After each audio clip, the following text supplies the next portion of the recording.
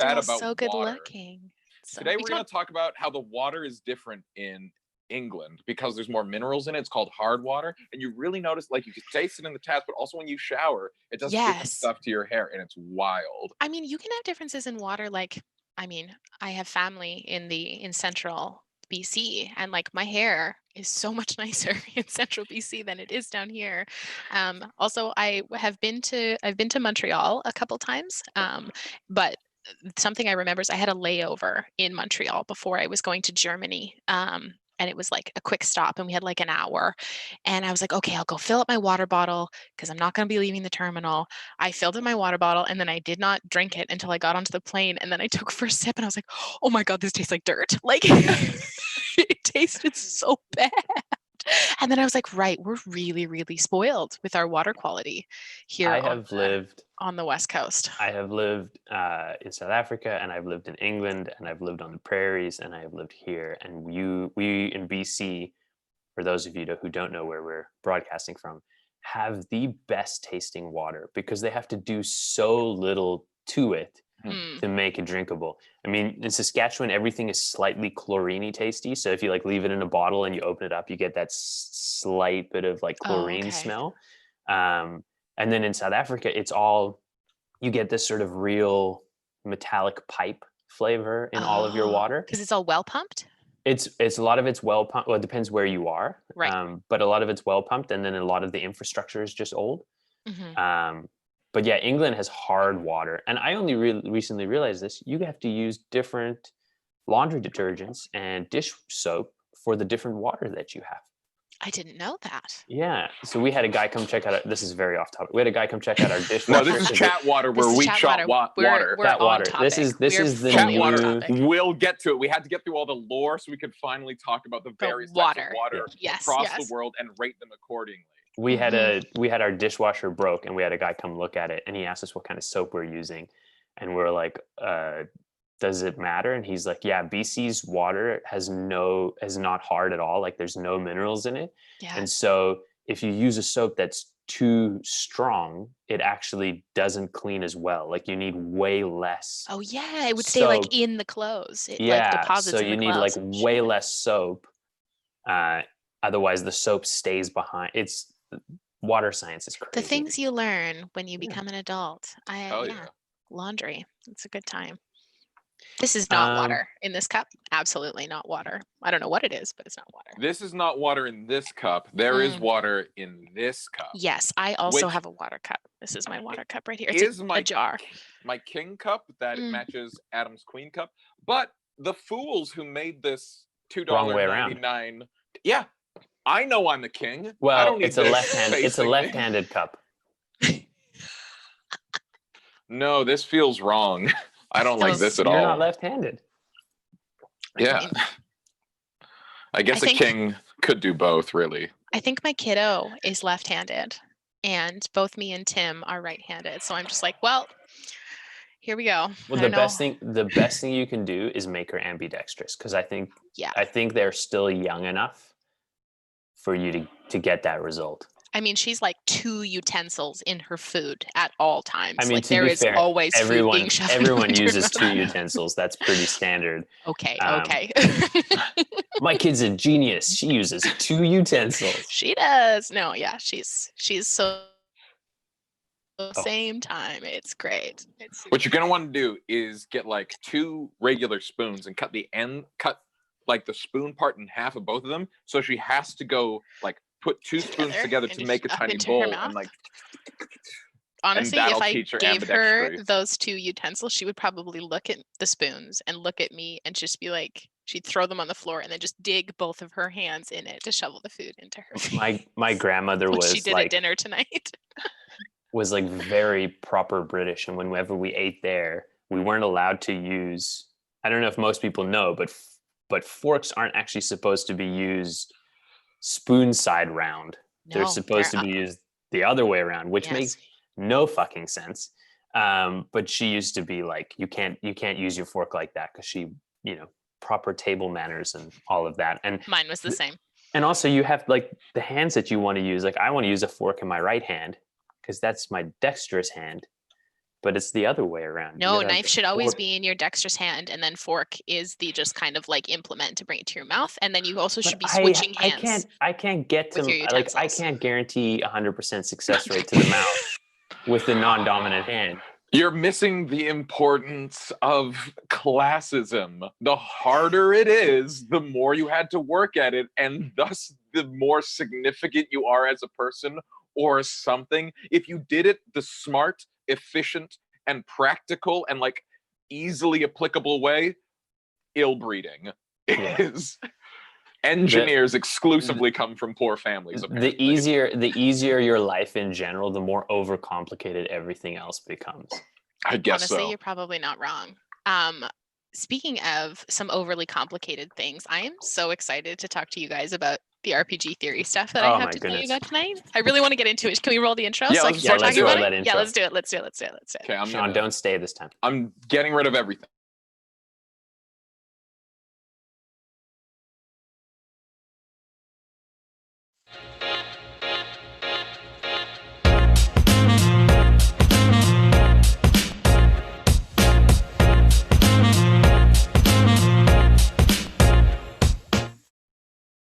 Yes, yes, yes, yes, yes, yes, little bit of lightning.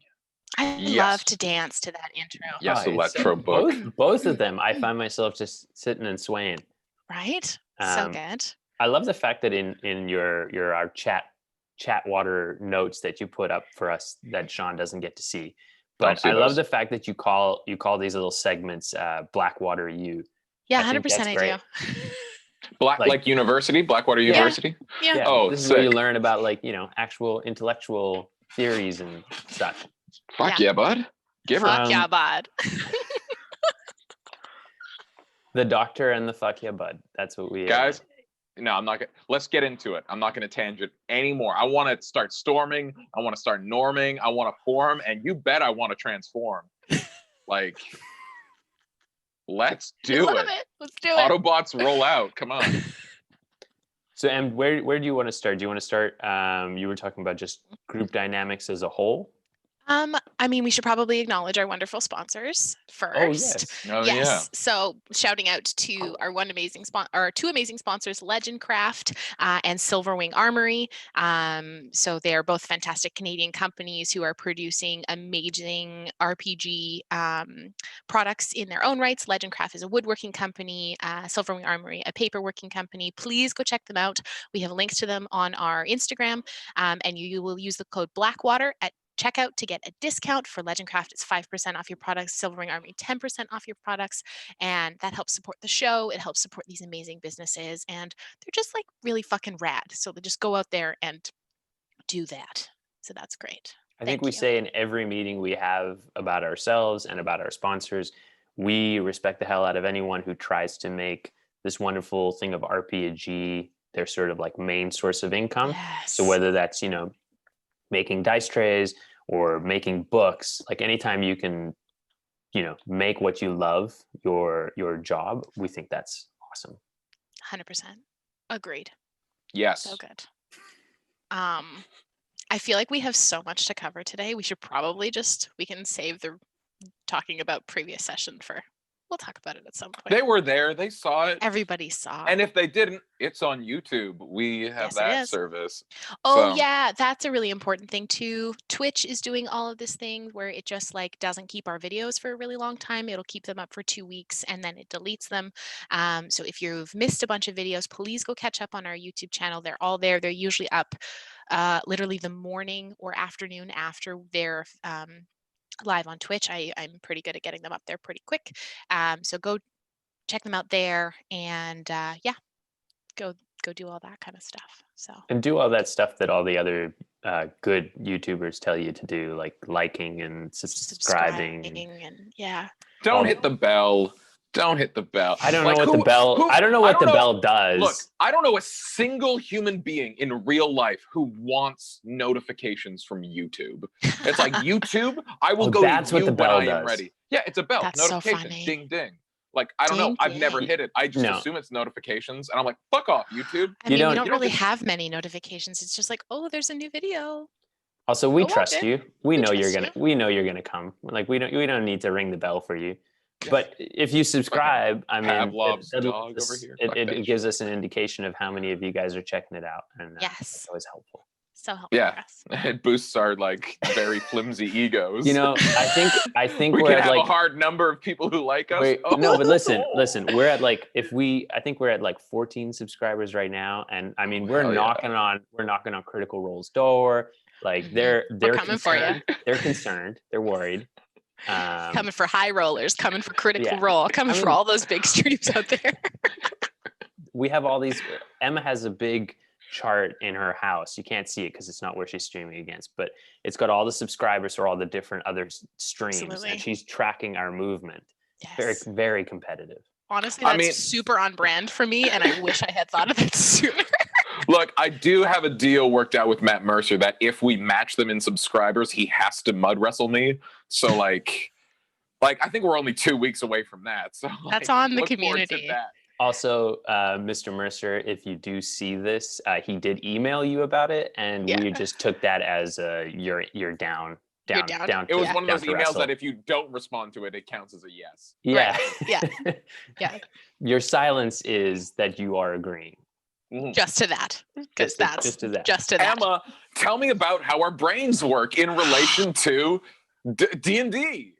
Guys, okay. So on Saturday, I talked a bit about something that's always kind of percolated in my brain is like if I'm ever on like Reddit or on Facebook, like I'm part of a bunch of D&D Facebook groups where people just talk D&D and all that kind of stuff. And people are like, oh, my game's fallen apart. We had 2 sessions and nobody wants to commit anymore. Or, oh, we've been playing for 2 years and then all of a sudden we've all stopped playing.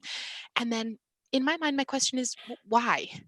Why is this happening? And I look at our group and like, not to toot our own horns, but to toot our own horns. Like we've been playing this game for 2.5 years now. And like I've been going back through my original campaign notes, and like we used to play monthly.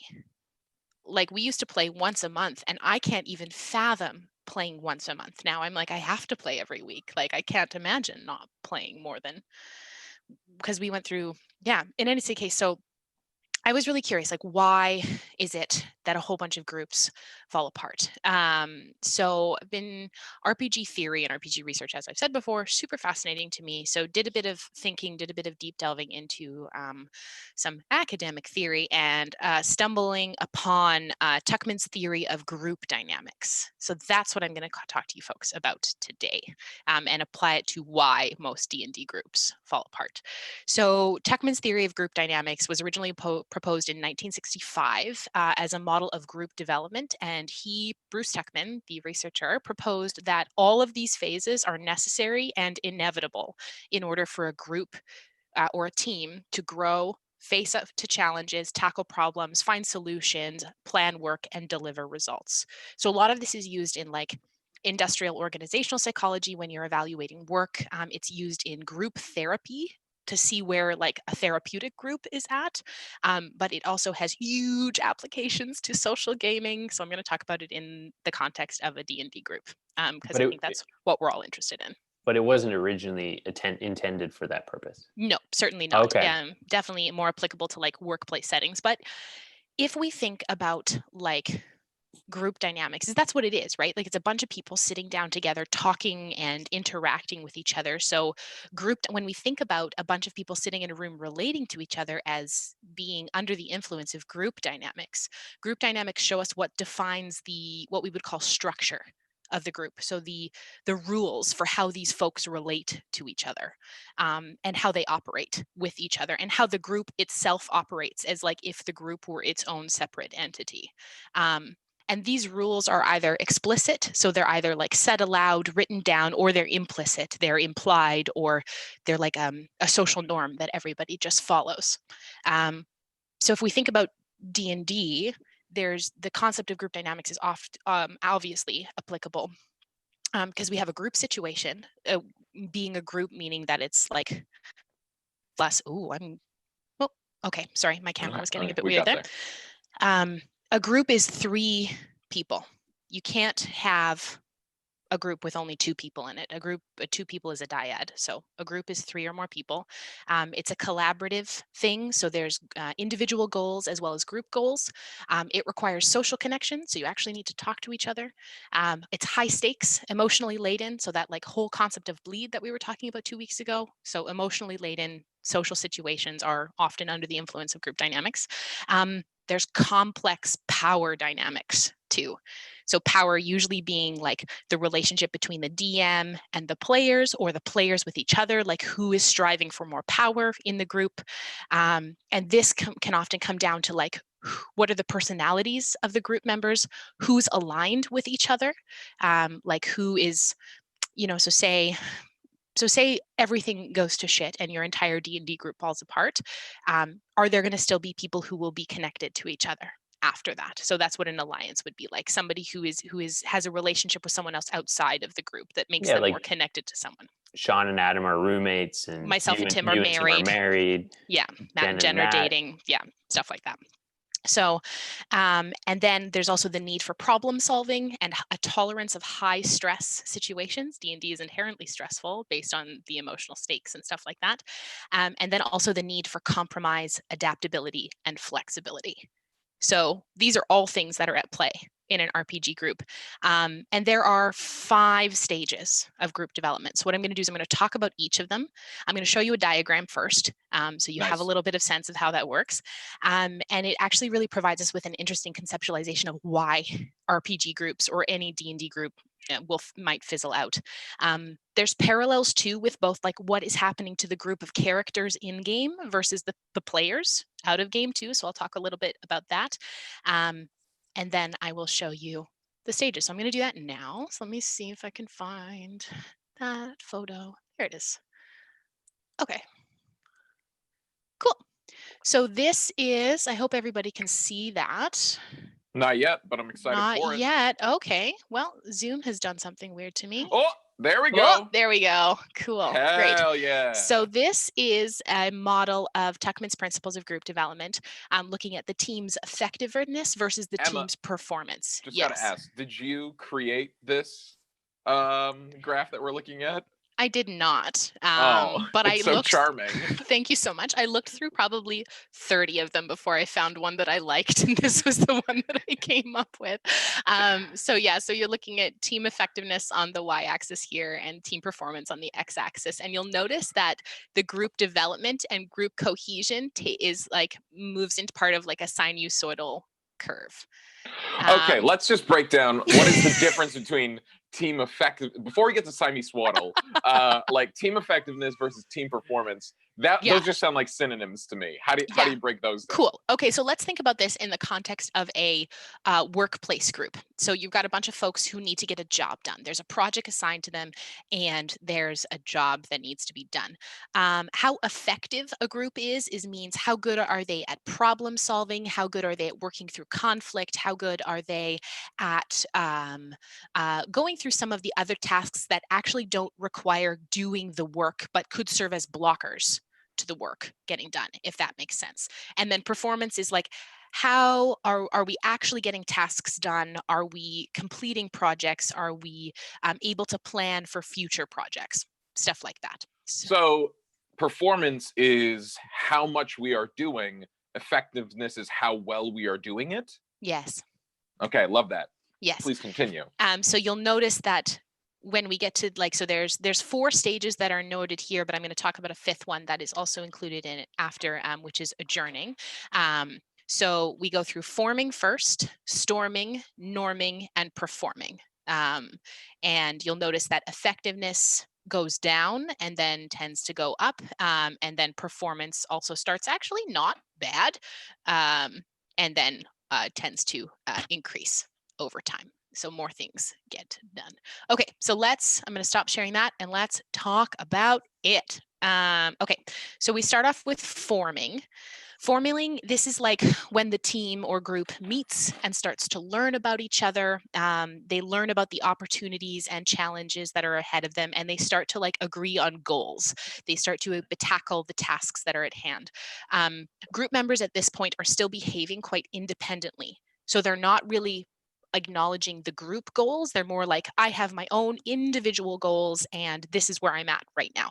I think about that as like they're aligned to like one ally. They might have come into the group with another person and they're like, well, I'm going to do my goals and maybe I'll help this person with their goals, but the group goals don't really matter to me at this point. I'm not invested enough in this group yet to care enough about these group goals. People are often on their best behavior when a group starts out.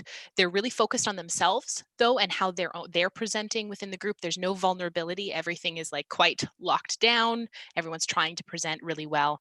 And if they have a set of rules about how they're going to behave, they actually exist quite rigidly within that system. They're going to be like, this is how I am. This is how I exist in the group, and fuck everyone else is kind of how people start off in a group.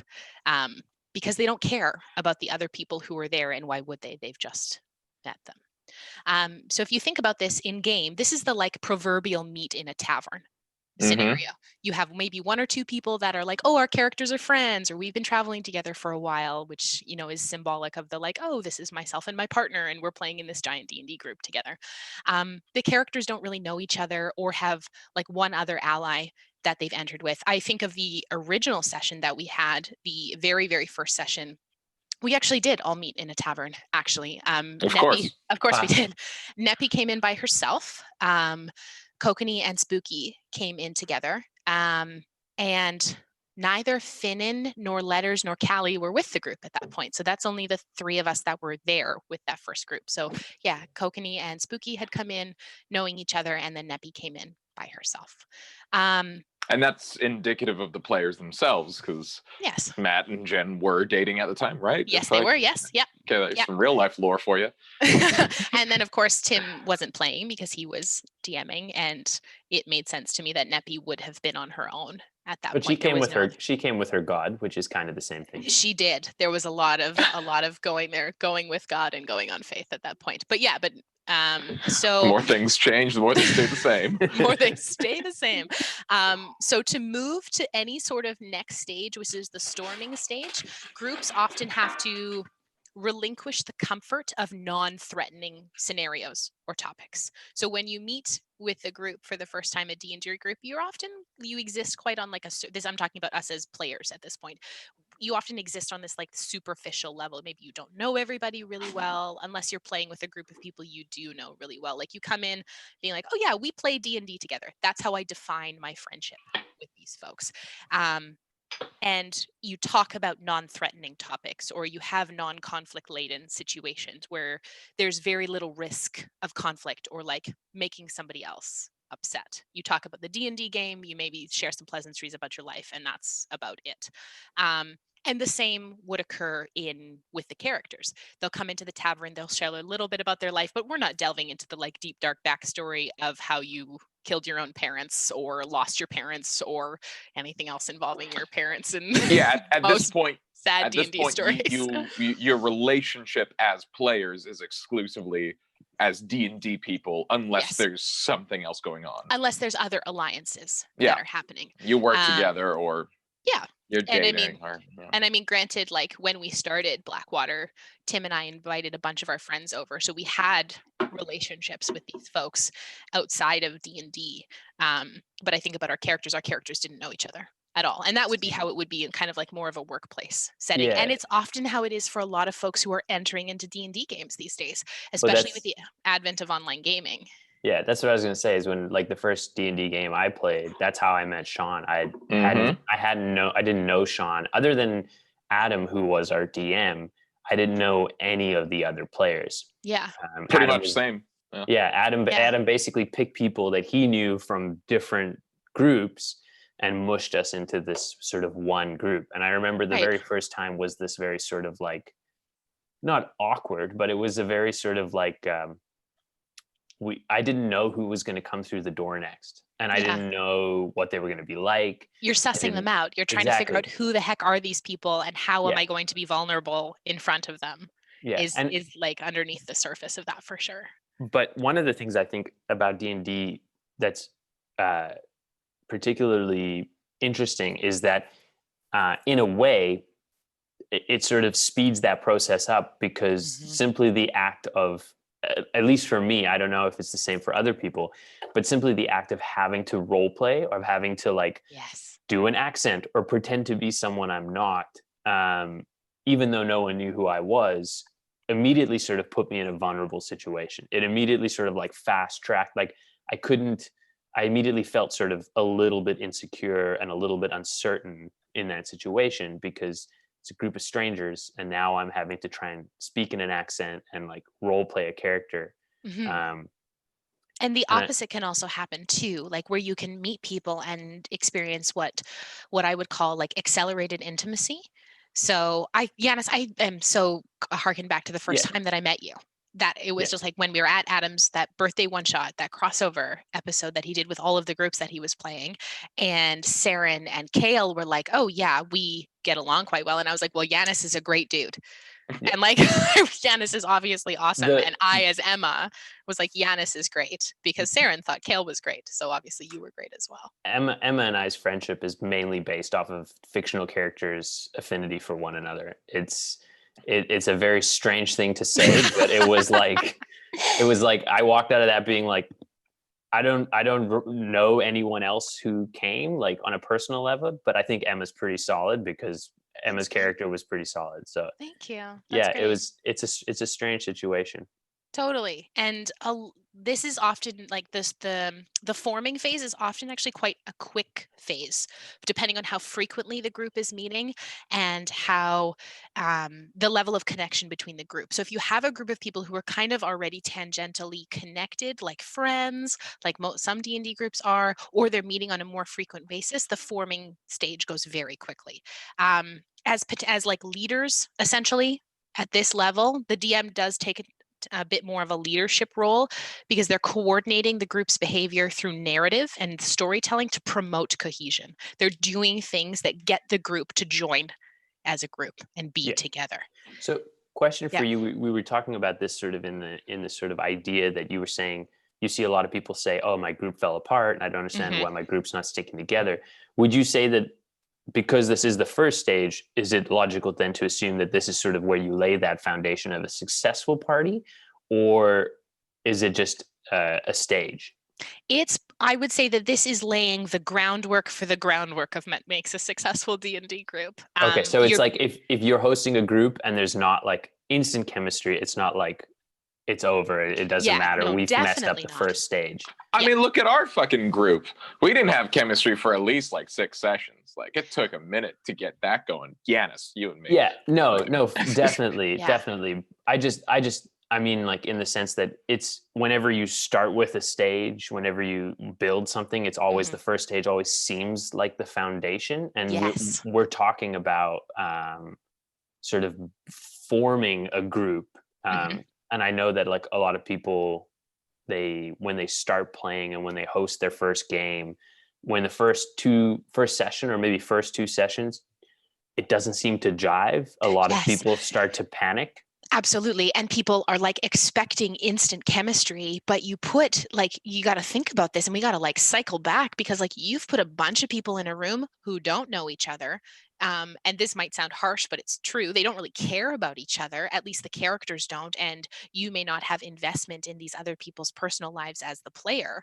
So things can fall apart there too, is if people are coming expecting this like beautiful, magical experience to happen where everybody jives right away, that the role play is like, ooh, it's like so beautiful and crisp and, that upper echelon level of role playing. If you're expecting that when you're in those first couple sessions, you're setting yourself up for disappointment. So allowing yourself a little bit of grace to be like, hey, we're all just fucking figuring this out, and your DM can do a really good job at this group of almost greasing the narrative to promote cohesion. So I don't ever want to use the phrase good DM, but potentially a observant or perceptive DM would be acknowledging group dynamics at this point and say, hey, these people might not all get along right away, but I know they will at some point. So they might be using a bit stronger of a narrative hand at this point than they may at later stages. And that in a forming stage, super okay. So that would be my sense of like how that leaves at the forming stage. And some groups never leave this phase. Some groups stay here forever. And they may play a whole campaign in the forming stage where you don't actually care. Like your characters may not care about the other characters. You may not care really about the other people in your group, and you get along fine. And that's super okay. I can think about this in often very, very combat focused groups. Groups that don't really delve into like emotional or narrative story. It's just like, we delve into this dungeon, we're going to kill we're going to kick down the door, we're going to kill the thing, we're going to loot the treasure, and we're going to go and do that again over and over and over again. And there are campaigns like that that really succeed, but that's also because of the players that are in them, and they want that. It's also, I think it's also dependent on group size. Absolutely, for sure. When you have a group that's larger, there's not always time to delve into those character moments, because in order to facilitate everyone's needs at the table, it just stays a little bit more surface. I mean, even in the one-shots that we've played, that's exactly it. Yeah. I've put a lot of time into being like, who's my character, and like, what is he all about, and like, so I can come in with a feel of it. And then like, we don't really even scratch that, because there's a lot of people and they're all trying to do the same thing. This is a topic for another day. I don't want to break your stride, but I finally have a topic that we're going to circle back to. I want chatWater, we'll get there. Sean Deppner's recipe for a fucking grade A one-shot character. And it's a one-step process. I want that. I think we should talk about that at some point. That would be at so cool. At some point, put that on the docket. I know you like writing things, and I think that's one of those things that you could write somewhere to look at later, to be reminded to talk maybe later this session. But right now, we're storming. We I are. feel like we formed it. We've got our crew. Yes. We're here. And now we're storming. I'm predicting things are going to get bad. Is that what storming means? Things get different. Ooh, I like that. Bad maybe. Depends on the group, but they get different. So generally get fucking messy. Definitely less effective, for sure. Oh yeah. So you start at like a mediocre, like a moderate level of effectiveness, because everybody's on their best behavior. So when you get into that storming phase, you see a dip in effectiveness, a pretty like exponential dip in effectiveness, because this is where the group starts to sort itself out and the act of storming. I want to really reframe it. It's an act of gaining trust. It might seem like it's a really conflict-laden stage, because it is the most conflict-laden stage, but this is all about trust. And this is about the group really figuring out, who the heck are these people, and do I trust them? Do I trust them within the group, and how we work together? Because people are voicing opinions. They're presenting themselves in a more true sense. They're stripped off all that surface layer best behavior stuff. And as a result, conflict arises when power and status dynamics come into play, or when goal blocking occurs. So when somebody actively blocks somebody else's goals, or even like subconsciously blocks somebody else's goals. And this is also where individual styles of play come out. And we start to see that like maybe there's a couple people in the group that play way differently than a whole bunch of other people in the group, or one person that plays very differently than the other group. And you're also starting to not only encounter player styles, and that's going to actually be an RPG theory stuff that we talk about, is all of the like types of player styles that are out there. But you're also encountering the GM style, because GMs have a style and how they exist in the world. And so you're not only dealing with power dynamics and status dynamics within the group, player to player, you're dealing with it on a player to GM level, and you're dealing with it GM to player, because it's all like bi-directional. It works like all over the place. And you're also starting to see the development of the group as this separate entity. So say you have a group of 4 players. That are in a room, and a DM. So you have 4 players, a DM. You don't necessarily just have 5 existences in the room. You actually have 6, because the group exists as its own separate entity. Because all of these individual people need tending to. The GM needs tending to, because they each have needs, but the group also has needs. So this is where we start to see the group's needs emerge. Very good. Yes. Yeah. So that also comes from like relationship theory, and that like when you have, no, that's a completely different topic for another day. chatWater, we'll get there.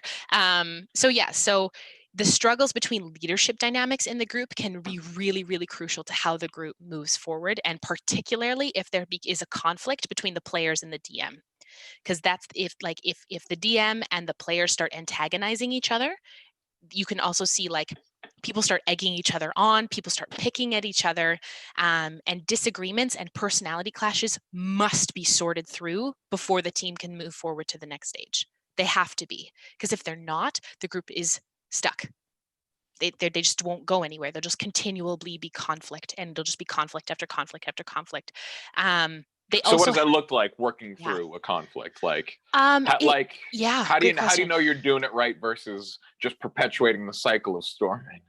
It often comes down to it depends on how the group chooses to work through the conflict. Maybe it's something like a bleed scenario where something really difficult has happened in game as a conflict between the players, and you choose to work it out in game as your characters. It could also be a thing of like where you step out and you de-roll and be like, hey, can we talk about that? Or maybe it could even be a situation where there's something as a player that somebody's doing that is like not okay behavior within the group. Like say, for example, like this is obviously not the standard with all groups, but say that there was a group of people who had made a collective decision to not engage in any sort of substance use while playing. And there was one member who kept like actively coming to the game under the influence of some description. That would be something that we'd be like, okay, we got to talk about that. Because if not, that is going to continually form conflict between the group. This stage requires a lot of tolerance, a lot of patience, and a lot of falling back onto attachment. So that's like, this could be a thing of like, hey, our characters are in the middle of this like difficult, frustrating scenario. We're working it out how it is in group. We're learning different play styles, but also like, I'm your friend. And I think that's something, I know I've said this in, I think in chatWater, was it a couple weeks ago? We're friends first, D&D players second. So falling back, this would be a situation like if we ever got into a phase of storming, we would fall back on our friendship and things would work themselves out because we're quite good friends as well. This can, like out of game communication can be really helpful. People checking in on each other, people checking in collectively. I think about, for those of you who don't know, we talk about it frequently, like all of us players, Tim, and our two producers, Cody and Yanis, have a group chat on Facebook that we talk in all the time. Mm-hmm. And that is us fostering out of game connection. So we're not just connected to each other in this game, we're connected to each other outside this game, which is especially important right now in the case where we can't see each other and can't exist together in a I thought you just meant like with the state of the world, like it's more that's what I do mean. Yeah, okay. I do. Yeah. But the fact that like we have constant communication with each other, or we talk to each other, or we also have the vulnerability and to be like, hey, I'm having a hard day, and everyone jumps in for support. And it's really important to remember with the storming phase that if your group is in this point where you're like, oh my God, we're just all arguing with each other, our characters are arguing, we're not getting anything done. And it usually like comes out within the characters as nobody can decide what to do. Nobody's deciding it. Like there's a bunch of indecision, or like 3 people want to do something and 2 other people don't want to do that and are trying to go do, often a splitting of the party scenario is often can be brought down to a storming situation, because not only do you as players storm, but your characters storm too. I know exactly when Sean, our party stormed, at least for myself. Dig into it. Was when you died, when Vinton died, because you decided to pick a fight with the monkey, because you decided we established. No, but you decided it was a character trait. Not the ape to live. That's true. You decided you was a character trait of yourself, and you picked the fight that we didn't need to pick. And then Matt's character always tried to talk to everything instead of fighting. And so him trying to talk to the animal rather than fighting the animal led to you dying. And I know there was like a lot, like at least for myself, there was a lot of like, what are you guys doing? Like you're actively trying to like get us killed. Yes. And those moments too, where other people are kind of sitting in the group being like, what the hell are you doing? Yeah. Why are you doing that? That sense of like conflict within both like player to player and character to character is really indicative of some phase of storming. And go ahead. No, go ahead. I just remember the way that myself got past that and through that was the fact that both you and Matt. This is also a different Matt, not Matt who plays with us. A different Matt. Matt. You guys were both always 100% on board when Kale wanted to do the things that Kale wanted to do, and there was a level of like trust and support to my decisions that I couldn't fault you yours. It was like, Sean's you know what I face. mean?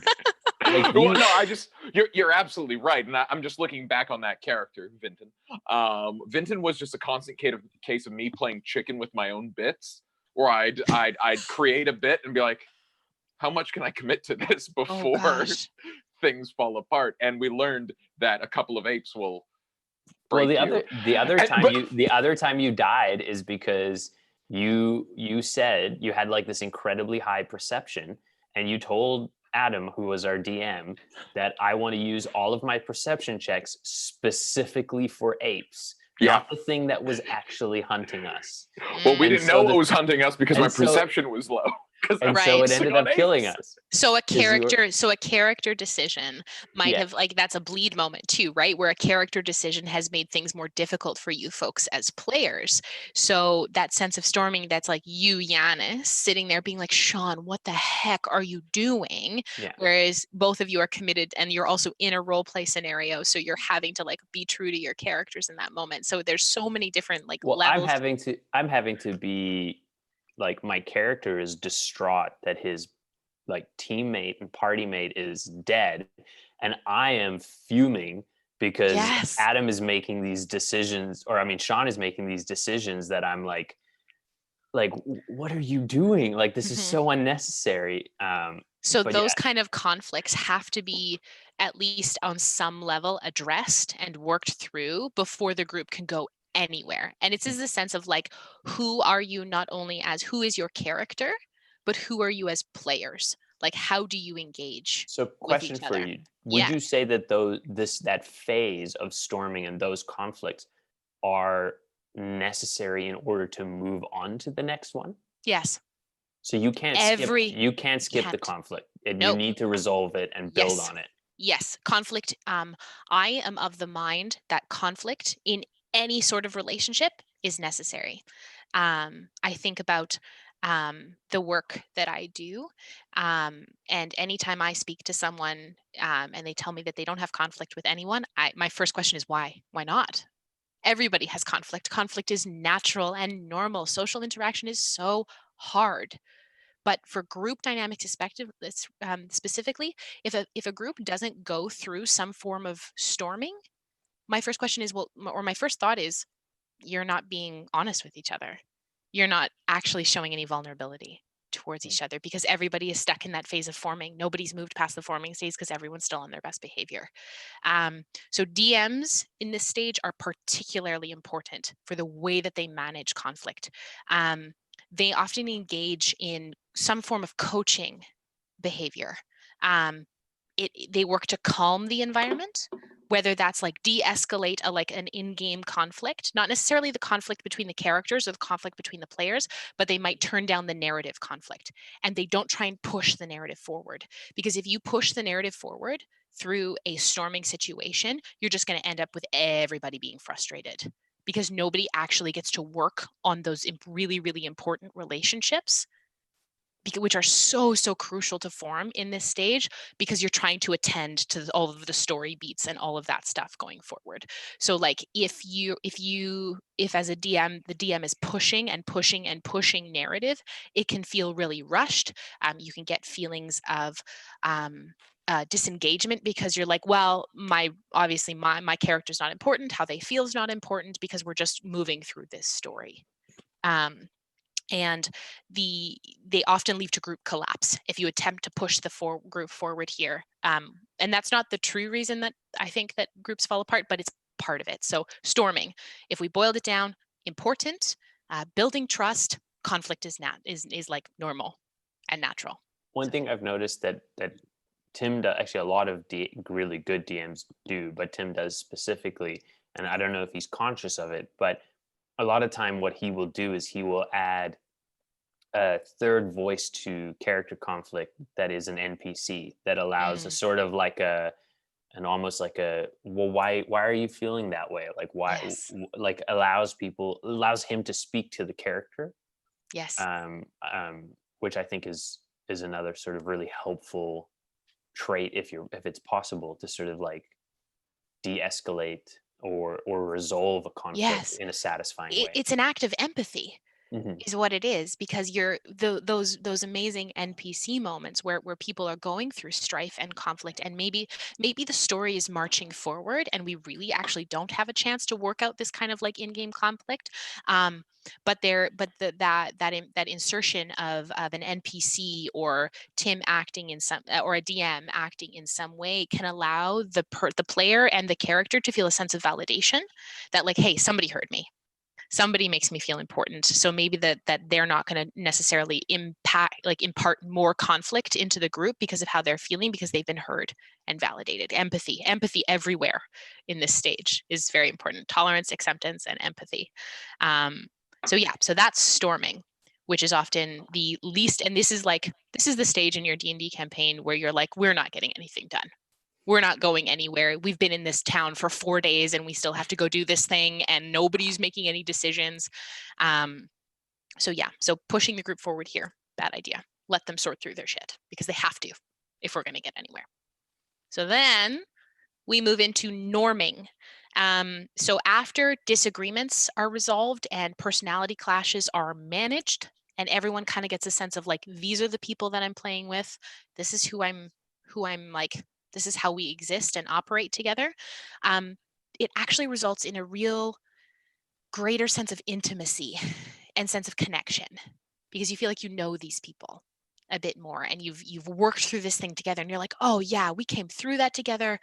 We're much closer because of it. And the spirit of like cooperation emerges. And this is often where we see that the group is actually first starting to tackle a group goal. People start moving away from their individual goals towards actually working towards a group goal. People are more likely here. No, go ahead, Sean. So that's just actually real, because in reference to our thing where my character got killed by apes, and our barbarian, who probably could have taken the apes, decided to talk to them first, despite, you know, them obviously being monstrosity, and he can only talk to beasts, and that had been established. After that point, both of our characters sort of savvied up. Like he stopped doing stupid barbarian shit, and for a number of reasons, my character did less really stupid religious dictate shit. My guy was a paladin, and he had all these things: suffer not the ape to live, can't directly address women, stupid shit like that. Because I just wanted to play like a super stick in the mud paladin. Hardline, yeah. Yeah. And so after that, you're absolutely right, Yanis. It was after that moment things really started to come together as like, the characters grew together, but also the play style changed. As it was like, oh, maybe I don't just want to like dick around with this fun idea of like a super hardline religious character. Maybe we can find a little more something there in terms of character growth. Yeah, it was also like we became more aware of the fact that our characters had influence on one another's enjoyment of the game. Yes, 100%. You know what I mean? Yes. It was like you kind of realized that, like, well, you and Matt kind of had this sort of realization that by doing stupid shit, it negatively impacts other people's gameplay and like negatively impacts the narrative. So it was like these characters care about my character, I shouldn't risk as much. Like, I feel like that was kind of like Vinton's, your character's realization was like, I don't like, these people care about me. Like, I don't want to die. Like before that, it was like, but yeah, it was definitely the turning point for us. There was a wonderful way that was also motivated mechanically, which if you've watched this show, you know, fucking narrative motivation and mechanical motivation, like kissing each other, is my favorite thing. And so when my character died, Adam, our lovely DM / Finnan, gave my character the option as a paladin to come back as a warlock, because we had a warlock in the thing. And so when my character came back, like, not only had I, Sean Deppner, been changed by this experience of like the first time my character had ever died, also my character, who basically switched from working for God for working for the devil, was now released from the bad character decisions, or rather the narrow character decisions I had made that forced him to suffer not the ape to live, and a lot of other things. And so like it was a really, really juicy like role-playing learning experience for me. And I'm watching the both of you as you're talking about it, and there's both this same sense of like, there's a sense of attachment to that moment, that sense of like, yes, that was the moment where our group really spurned together. And that's what people start to feel in the norming stage. They understand that there's a sense of like everyone needs to take responsibility for how the group, that separate entity that we've just been looking at over there as we sort out our own shit, works. So the people start feeling more responsible towards the group and how it exists together. People start feeling the sense of ambition towards team goals and overall group goals, and as well as honoring other people's individual goals. Most campaigns actually end really satisfyingly within the norming stage. Some success is achieved, a battle well won, both with like maneuvering conflict and maybe like a bit fighting the like big bad, brings the group closer together. And this is really comfortable. And this is actually where most people stay. It's actually very, very comfortable to stay in norming because you have a sense of like, I know who these people are. These are the people that I play with. These are the characters that my character interacts with. I know how all of you work. The group may not actually feel the need to push itself further than here. Because they see there's like, oh, if we push ourselves again, that's more conflict. And they remember how hard the storming stage was. And they're like, no, we're not going to go back there. We're just going to stay here. And it's going to be super comfortable. The DM in this point is often involved in a lot of engaging behaviors, promotes players to like extend and stretch beyond the archetypes of their characters. Like here's where we see a lot of character growth and development. The DM here is really, really helpful in promoting social interaction between the characters and NPCs. And like, if the group does end here, people generally feel really satisfied with that. And we often reach a like really nice narrative close where most people are like, yes, we're going to choose to end the campaign here. Maybe this is not the like, we're at level 20. This is like, oh yeah, we've, worked our way through. We've defeated a couple bad guys. The big bad, maybe we've defeated the big bad. We're like level 12, level 8, whatever. Awesome. We're going to end here. So not all groups push past norming. Groups are generally pretty effective here. They're performing decently well. Things feel good. Things feel comfortable. So that's actually where a lot of groups end. So I personally feel that our group ended sort of in a norming stage, but I actually think that, and I don't know if this is something that is typical, but I found that we actually cycled through another storming phase. Yes. Before, and then we got back to another norming phase, and then we kind of ended in norming. Yes. But we definitely went through another storming phase, at least one more. Oh my gosh, absolutely. Anytime there is a change, like a big change in group dynamic, maybe there's a really big event that causes the group to change, whether that's player or character that affects the dynamics between the people, that's when you're going to enter another phase of storming where people are going to have to re-figure out who are these people because maybe trust is broken, maybe there's a sense of betrayal, and you need to reestablish trust. And with an establishment of trust comes conflict.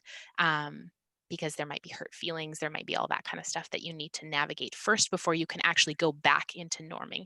And the more times that you go through storming, generally the shorter it is.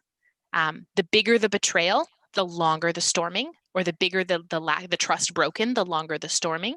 But the more you go through storming, the shorter it becomes. So anytime there is a breach of trust or something like that, there is what we would call a rupture, but the reforming or the renorming. They restorm and then they renorm, and then that can cycle through a couple times. But yes, most you're absolutely right. Most groups go through multiple stages of storming and norming. And then if a group plays long enough, they have like true cohesion, senses of attachment to each other, high levels of integration and immersion. Immersion being the state of like when you're in the game, you're in the game. and that ability to like move into your character really quickly, that accessibility of like, I often talk a lot of times that it's just like, okay, Emma will sit there at the start of vacation and then it's Neppy. So so when you're able to fluidly move into your character and be immersed in your character and stay there for a long period of time, that's when we're going to start seeing this movement towards performing. This is also accompanied by a high degree of care for each other as people, players, and also care for the game as its entity, like it's as its own special entity. You not only care for each other as a group and you show those caretaking behaviors, but you caretake for the game. You see when the game is not doing okay, because maybe a couple of different people are not doing okay in the group. Maybe it's easier to see that the game's not doing okay, so you check in and you care for each other, and that the game actually has a life outside of the players in it. It exists as its own little thing. It lives and breathes. It's fluid. It's dynamic. That's when we reach performing, and that's when you see groups reach a really high level of success in D&D. Is like it's not like you can't win D&D, but you see groups that just work together. Gel. They gel. Yes, it's that sense of like you watch a group and you're like, wow, you guys know how to play together. And you also can see in the individual players a profound sense of joy, not just when they're playing or engaging, but when other members in the group are engaging. And we talk about this a lot. I think we talk about this a lot in our debriefs, the profound sense of joy that each of us get when watching each other role play and engage through certain stuff. Like there's moments for me that I think of in the campaigns where I'm just like, I could just sit and watch. Like I talk about how I could sit and watch Kelly and Command talk just all night. I could have 3 hours of that, and that would be totally satisfactory for me for a game. So yeah.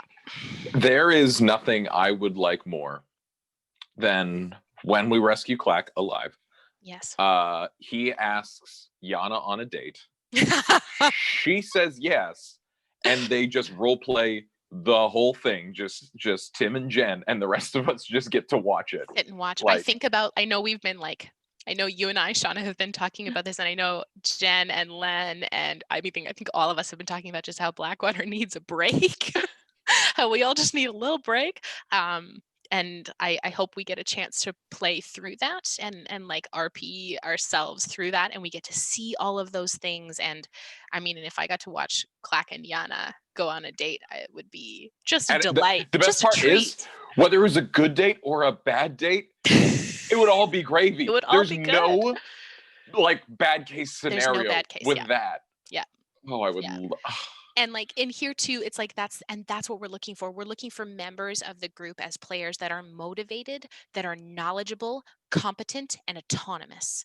So like space is given for each player when nobody jumps over top of each other, or if you do, like you make sure that you're like, oh, I'm so sorry, like you take your space.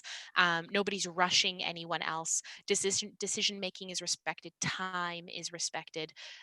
Collaboration between group members is expected and honored. So like we often talk about the concept of throwing the ball to each other. So this would performing is groups that are actively throwing the ball together, and not only you're just throwing the ball to someone, but you're receiving it. So you're actively taking the space and be like, oh, that person's engaging me in some really fun role play. I'm gonna say yes, and I'm gonna yes and that, and I'm gonna move with that as well. Group members often tend to extend and supplement each other in feedback loops. So that's the yes and. So people just tend to build and build and build and build off each other. And then next thing you know, all of you are talking about scrambled eggs in the Blackwater. There was a moment last session where something was happening, and someone said something, and someone just mentioned scrambled eggs, and that word just set me off. Like, no, it was right at the beginning. It was Tim just talking, and they talked about scrambled eggs, and just the word scrambled eggs, I was like, I know I made up this word, so I guess I'm just like really like into my own sense of humor right now. But he was like, and then this happened, and it was very serious, I'm just like, yes, and I was just killing myself. And just the word scrambled eggs, because it's the same word, but you just misspell it kind of. Yes. But it's like that concept of yes-anding each other, and like really just honoring that space of yes-anding. conflict here, it can happen for sure, but when players engage, like that storming and renorming happens really, really quickly because they're often really, really motivated to get back into this performing stage because performing feels really fucking good. Yeah. Like performing is like drugs. It just feels great to get into this stage of like, wow. It's that stage of like when you leave a D&D session and it's like multiple of those in a row, you're like, wow, that's really cool. That felt really, really good. In retrospect, having you say that, I think what happened with our group, Sean, is that we did hit that performing stage, and then I think we stormed and we never got back there. And I think that's a large part of why it started to fall apart was we knew how good it could be. And for some reason, because of our characters or because of where we were at in our lives, I've got ideas about reasons. But we couldn't. And I think we both know. I think we couldn't get back. We couldn't get back. We won't say it on the air. But it was definitely like there was a time, like a period where we play where, like you said, you didn't Neppy came out and you sort of lost yourself in the character. I always talk about it to my friends where it's like you sit down with a book and then you look up from the book and the sun's like set, like the passage of time has completely passed and you've become unaware because you were so into what you were reading. That's called flow. Yeah, I used to have that. I had that when I play with you guys. I can tell you exactly the period of time it happened, because there was a couple different storms, but I think when we were real performing, it was post my death the first time, and we were doing the Tomb of Annihilation. So we were doing a book, and so the whole thing is like most of the book is this tomb and it's this big dungeon delve, but the first half is like getting to the tomb, and it's very like open ended, and there was a lot of blank spots on the map, quite literally. It was Tomb of Annihilation pre-Strahd. Once we went to Strahd. No. Here's what fucked us up. After we died, just getting to the tomb, that was the good shit, because that's the way we like to play, where it's like it's open-ended and we can do whatever we want. Once we got to the tomb, we are not dungeon delvers. Like, we as players are not puzzle solvers. And so now suddenly went from like this, like, oh, we're just traversing this island and like random events will happen, we'll have to deal with them, to like, now there is a solution that we need to find it. And we're like, we can't do this. And then one of our characters died because they drank water and it was just an insta-kill because it's like a dungeon. And we're like, oh, we don't play Dungeons and Dragons for dungeons. And then we like conned our DM to genieing us into another region, and like new players joined, and so we had to deal with that whole new forming stage. The new players forming, storming was rough on the group. But fundamentally, what it was going into a new style of D&D, because we were performing at the roleplay adventuring. We did not know how to perform on a dungeon delve, and that's why we left, because we're like, we don't know how to solve this. Like, we can't do anything. It was a combination of Adam trying to make it satisfying for us again by pulling us out of this dungeon that we'd sort of, the story had bound us to. And it was a module. Right. So he was like, I'm going to pull you out of it. DMs at this stage are often like, the DM, we would engage in something we would call empowering behaviors, and the leadership is not like, from every stage up to this point, the DM is often seen as like the proverbial figurehead of the group. They're responsible for, they're pushing, they're like doing a little bit of narrative, like feeding in this forming stage. The storming stage, they're like, okay, let's pause, let's give you space to work through this stuff. The norming stage, they're like engaging you with story and helping you pull along with like individual stories as well as group stories.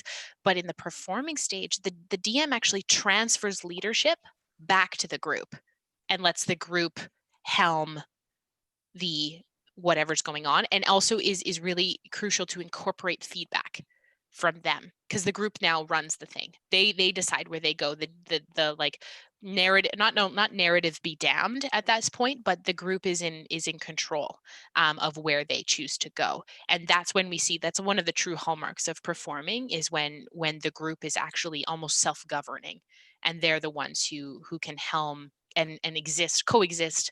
Like, I think about sessions for Blackwater specifically, where Tim just kind of sits on the sidelines and we just do the dang thing. Like we go through Wolfreen and he narrates how that goes, or we're in a town and we just kind of exist. I think about every time we bounce to the air elemental plane, because nothing really, as of this point, nothing really bad is happening there. So he just kind of lets us free in the air elemental plane, and we get, maybe half an hour before we actually have to go do the thing that why we bounced to the air elemental plane.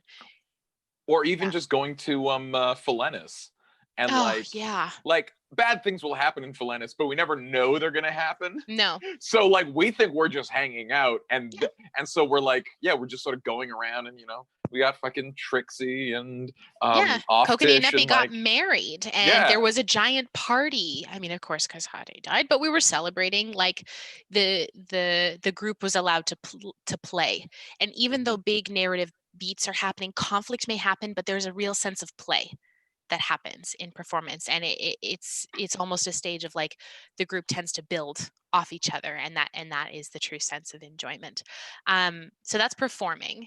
And then the final stage that groups get to, because all groups have to end eventually, is adjourning. Even the performing ones, the group may reform and change in some way. They might go through accelerated stages to like reestablish. So I think of like, will Blackwater go through an adjourning phase? Yes, when we decide that this campaign ends. This campaign with these characters end. Sure, maybe all 6 of us will come back as players for campaign 2. I certainly hope so. But we won't be these characters. We won't be. I just had a wild idea. Yeah. Okay. You know how we talk about no one ever has a relationship with their parents?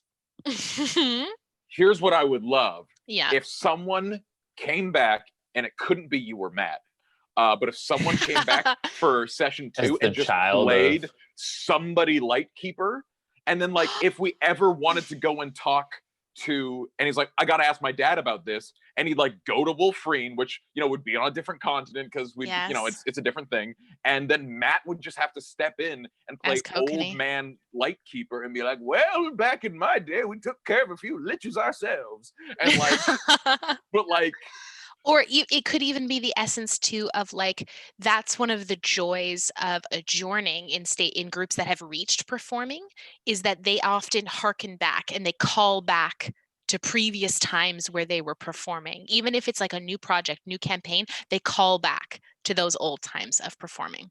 Okay, so we've been through all these stages, and at some point we have to talk about my big theory of why D&D groups break down. I just wanted to quickly say have this. We've talked about it at length about how other campaigns, when they move into their second campaign, they over prepare their characters, and I think it's really interesting because they're trying to skip the steps.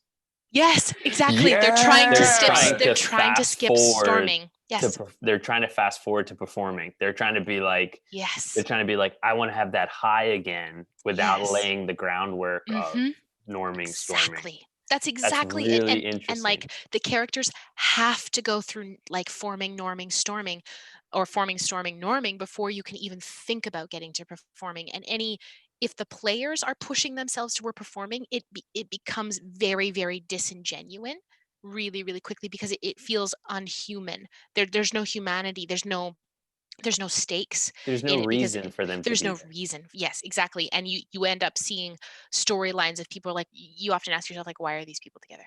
Why do we care? Why do we care about all of these people? Because these people have to find their footing, and they have to integrate themselves with each other. They have to give a fuck about these other people. And because I think about Blackwater, it's like when we get to campaign 2, we will have to relearn how to care for each other, because our characters are going to be different. So like, I think of like Sean can probably predict or have a sense of how Neppy might react to something. And from that, he may have a sense of how Emma is going to feel about it. So he's going to have to relearn with whatever character I bring to the table next time, how insert character here is going to, react or deal with a situation, because Emma's going to have different feelings about this character because she's not Neppy. Mm-hmm.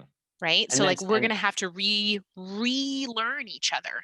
And that's where things, it's like almost like it's like a 6 people are pedaling a 6-person bicycle, nobody's pedaling at the same rate, and we all just have to be okay with the fact that we're not pedaling together for a little bit, because we will find footing, probably quicker than most groups because we've been playing together for so long. But it's an interesting thing, because you have that desire to get to performing from a personal level, but when you stream, you have it from a professional level as well. You have that added pressure. You know what I mean? The essence of like, this has to look good for other people. Or it has to be enjoyable and rewarding. Yes. And sometimes it's not. It's not. I Sometimes think for like 5 sessions is a shopping episode. Yeah. And we just have to be okay with that. I think that's Sean's face. I think that's fucking shopping episodes are the worst. DMs, just give the players stuff and say, deal with it. Don't let them choose. And if they do want a thing, make them want a thing and go and get it. Like, if you're like, oh, what do you have? A punch in the face. A dragon shows up. Fuck you. Like, be like, I want the bracelet of fire protection. Great. There's a wizard on the other side of town. Go talk to him. He'll get it for you. Now it's a quest. If you come up to me, the DM, be like, what have you got? Fucking nothing for you. You're out of the party. Like, fucking bullshit. Shopping episodes are the worst. What do you got? Sean, what do you need? I feel like we need to talk about shopping episodes now at some point. Yeah, two things. Firstly, myself, I want to know, and also because I do have the chat scrolling in the background, why do you have a hammer in your hand? I like to fiddle. Well, actually, truth be told, I have a couple hammers near me. This is the tiny one. I have this large look at that sledgehammer. That's a nice hammer. Yeah, I got it when I was doing Deadly Class, and they decided to give my Soviet character as weapon of choice a hammer and a sickle later in, and that's funny. Very poignant. Beautiful.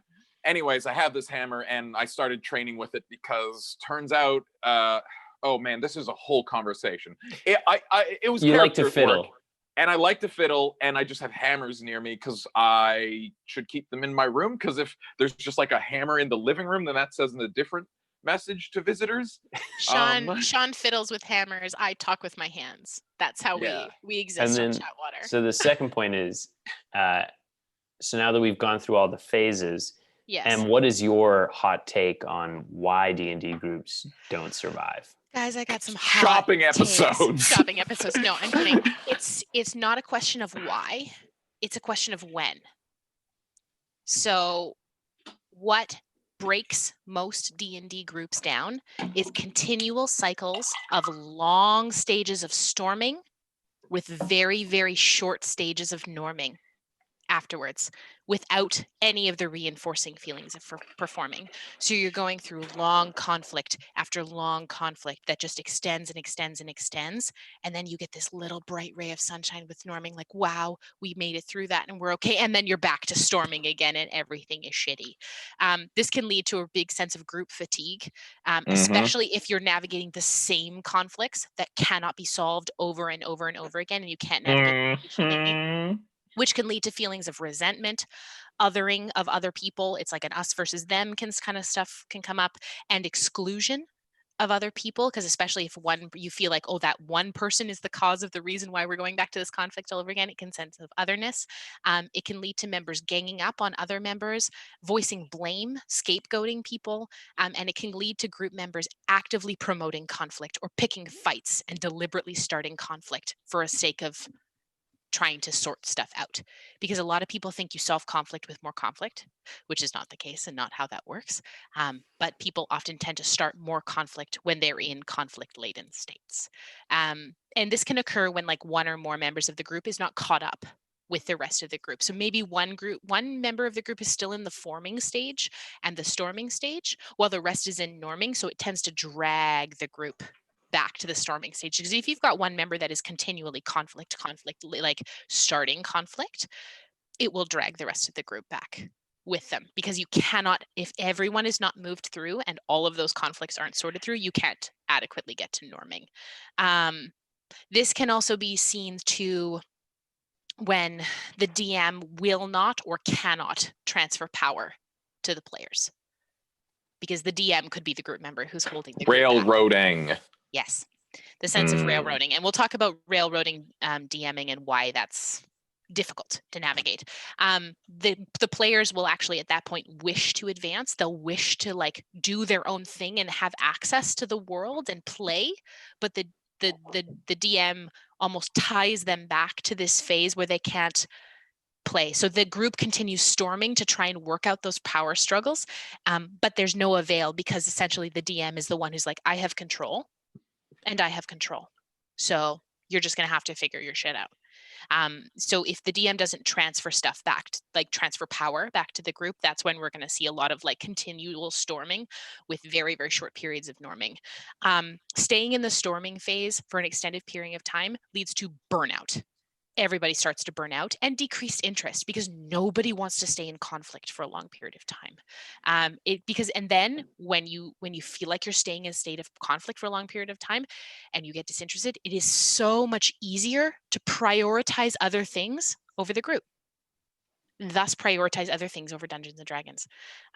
People refuse to participate, then people will start refusing to participate in conflict resolution, and they become too focused on their own individual goals, and they rely on, when we talked about bleed, we talked about the alibi, which is that sense of like, it's what my character would do in that moment. And that becomes the only justification that they have for why they're not getting with the rest of the group, or why they're not moving towards like where the rest of the group is with group dynamics, because it creates distancing from the group as a whole, that group entity that exists in the room with respect to all the players and the DM, that becomes just like walled off because everyone is too focused on their own individual stuff. Maybe the DM isn't transferring power back to group. Maybe they're pushing narrative on a group that really needs to work stuff out. And it just results in everyone just being like, well, fuck it. Nothing's moving. We're not getting anywhere. And say that group that's kind of stuck in that continual phase of storming does make it out of storming and then they start moving into norming. If they move really, really quickly back into storming, they feel like they've like backslid and that they haven't made any progress. And it's a real big sense of we did all of that work for nothing. And we're going to be right back where we started, or nothing's going to change. We're going to do this again and again, regardless of what we do. So that's what breaks group down. Constant storming, short phases of norming, not reaching performing, or at least maybe they had a taste of performing, but they never get back to it ever again. So this is not like, if you've been in a group or you're in a group that is kind of doing this thing, this is not a death sentence for your group. There are things that can be done to help.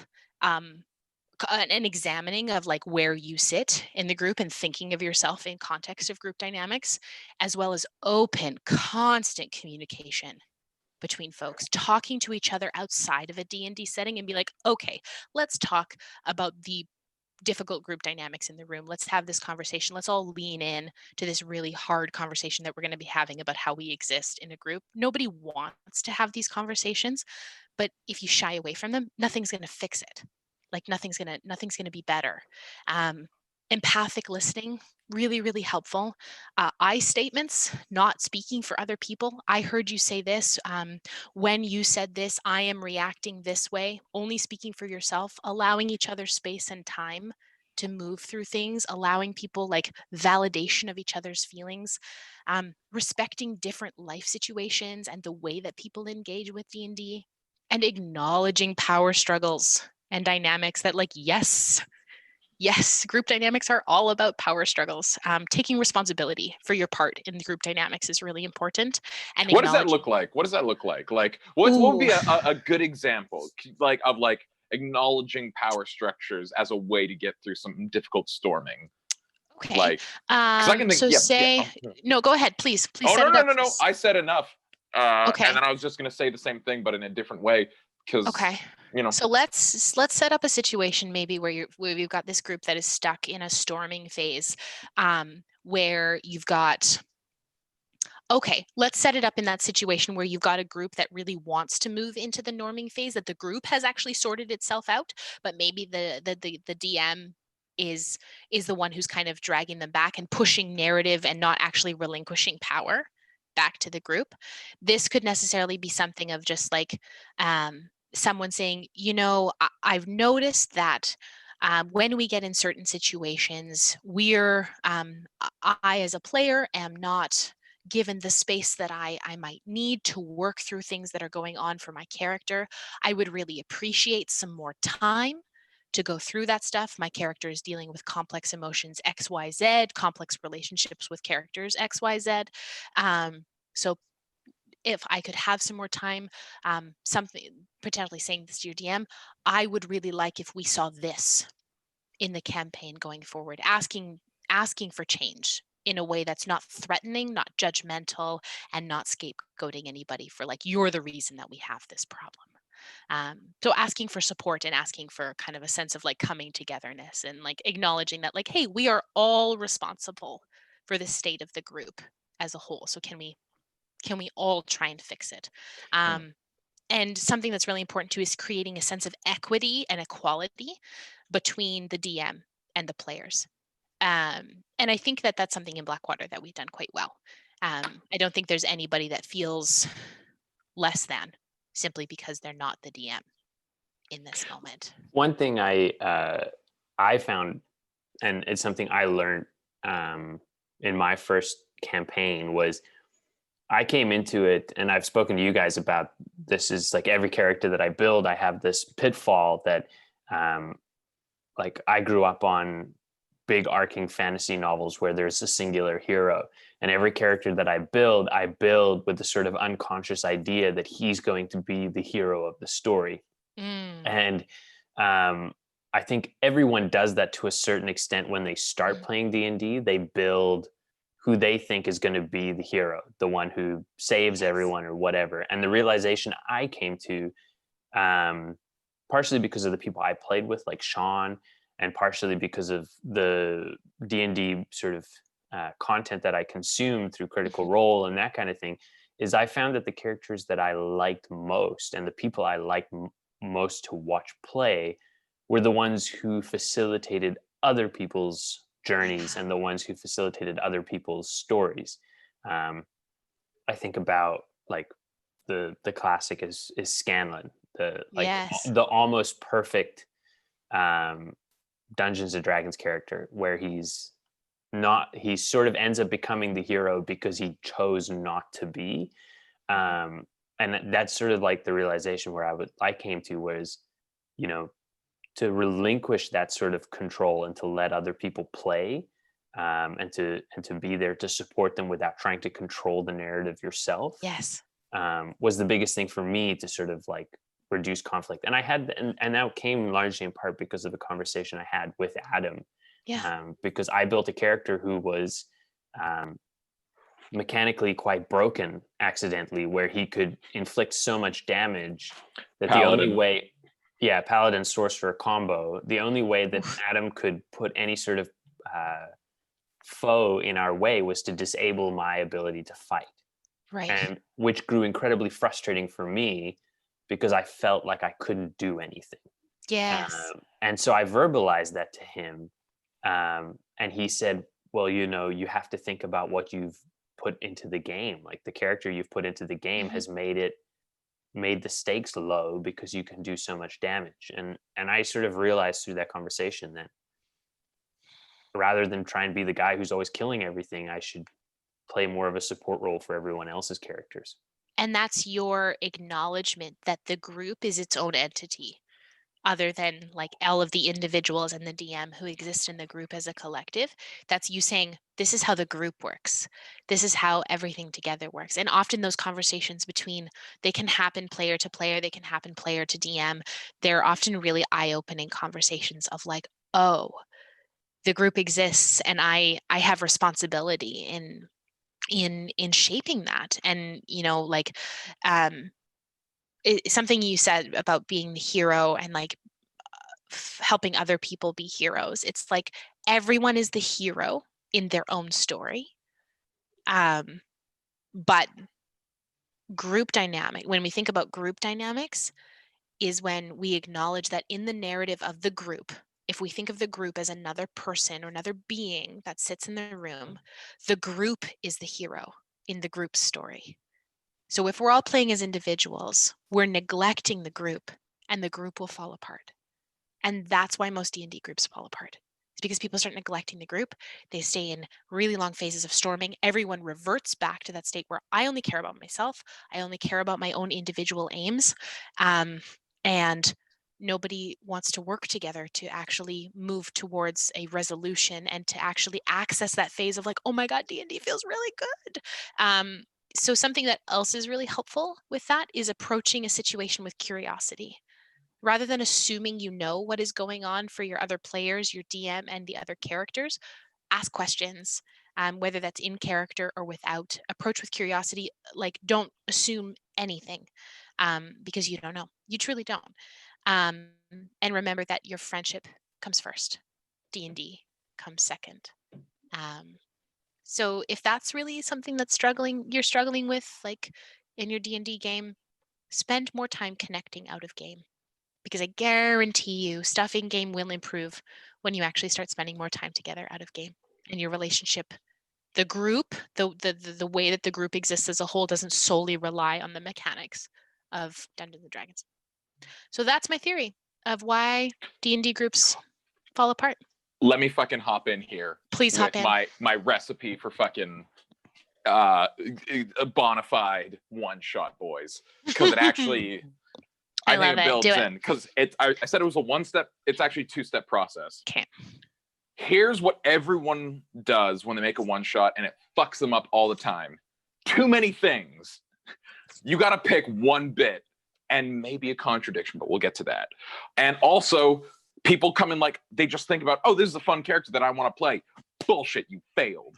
Like the most important thing, if you're making one-shot character, doesn't matter if it's the plainest character ever. They just need to have a reason to be excited or like compelled to be in this group, just to like fucking get through that forming stage right away. Like, you know what I mean? Like, you just have to be like, hey, I'm here and I'm like stoked to be here. It's like, oh, I'm a warlock and my patron says that if I don't become friends with you all, I will die. Like, how, as long as they need to be invested, because there's nothing worse than 6 people meeting in a tavern, everyone being like, what's up? I'm a dangerous loner. Hey, my parents died when I was 4 and I've been on my own ever since, and that's how I do my thing. Hey, I'm a wizard with dead parents. And you know what I mean? And just everyone sits and no one's ready to make the first move because they've all made like quiet, stone-faced loners. They've cemented, or go ahead, Janice. The best part about most people's character creations is they create characters that generally would not work in a group, and then they try and put them in a group. So they create characters who have trust issues. They have create loners who are like go off by themselves, and then they don't understand why their group dynamic doesn't work. Because I don't trust anyone because of my bad background. And it's like, well, you can't create an untrustworthy character. No, you can though. You can though. That's the thing. You can create someone with trust issues as long as they are compelled to be a part of this group.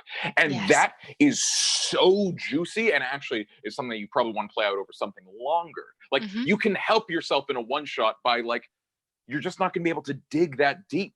Like here's the key. When you want to build character, you want to build a 90s sitcom character. No, you want to give yourself a catchphrase.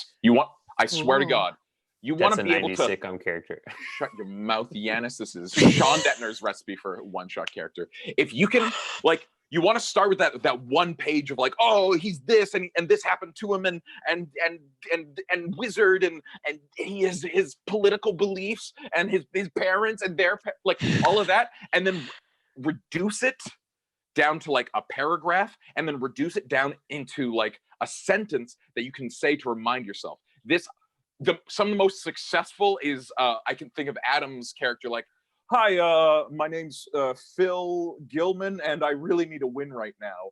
Like, he was like this, like... Remember Phil Gilman? Yeah, he was like a failed aqua zoologist who was exploring... He was going through like a midlife crisis and exploring a divorce. land for the first time. Yeah. But like, he could say, I need a win right now, and that, boom, was exactly the thing. That's why he was part of the group, because he needed a win.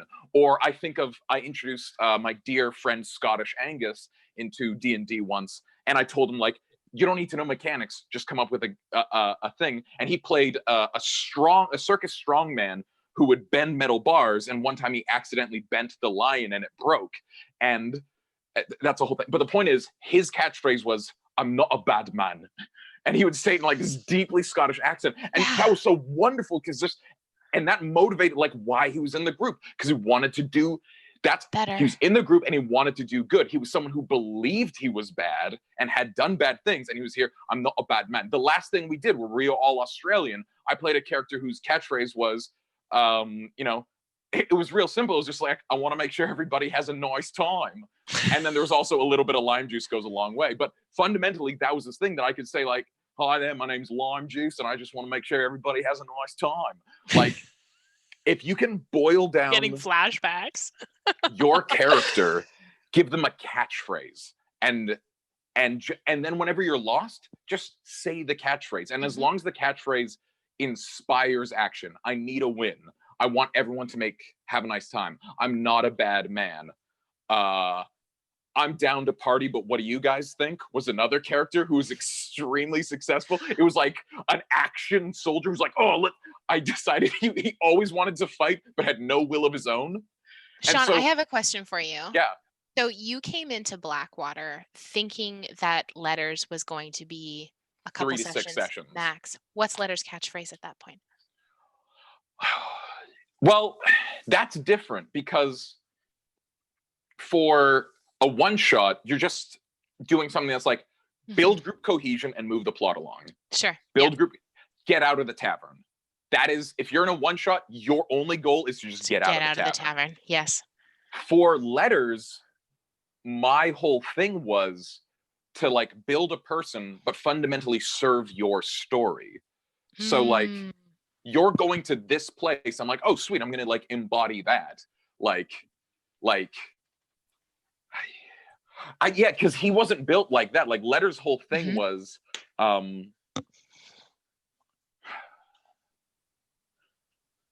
working with Tim, and he's like, "Yeah, like, here's the situation. It's a slave thing. There's gladiators." I'm like, "Okay, gladiator sounds fun. Let me be a gladiator." Yeah. Minotaur sounds fun.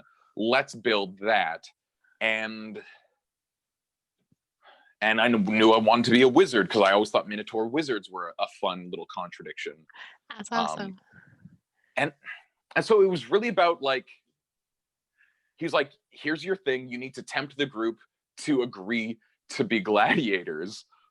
I guess there wasn't one for him. No, it wasn't one for him, just because I don't know. There was like enough there, and I was like, I just need to like be a part. No, there was more to him, but this is where I get in terms of contradiction. Once you have your thing, I am a armless centaur who wants to go fast, or like, you have your thing. You have your thing. I'm a divorced Aquaman zookeeper who's on an adventure. Yes. You have that thing, yes, and then you build your catchphrase to remind you of what your thing is, and you can have all the other things, but your main thing, I'm a divorced Aquaman.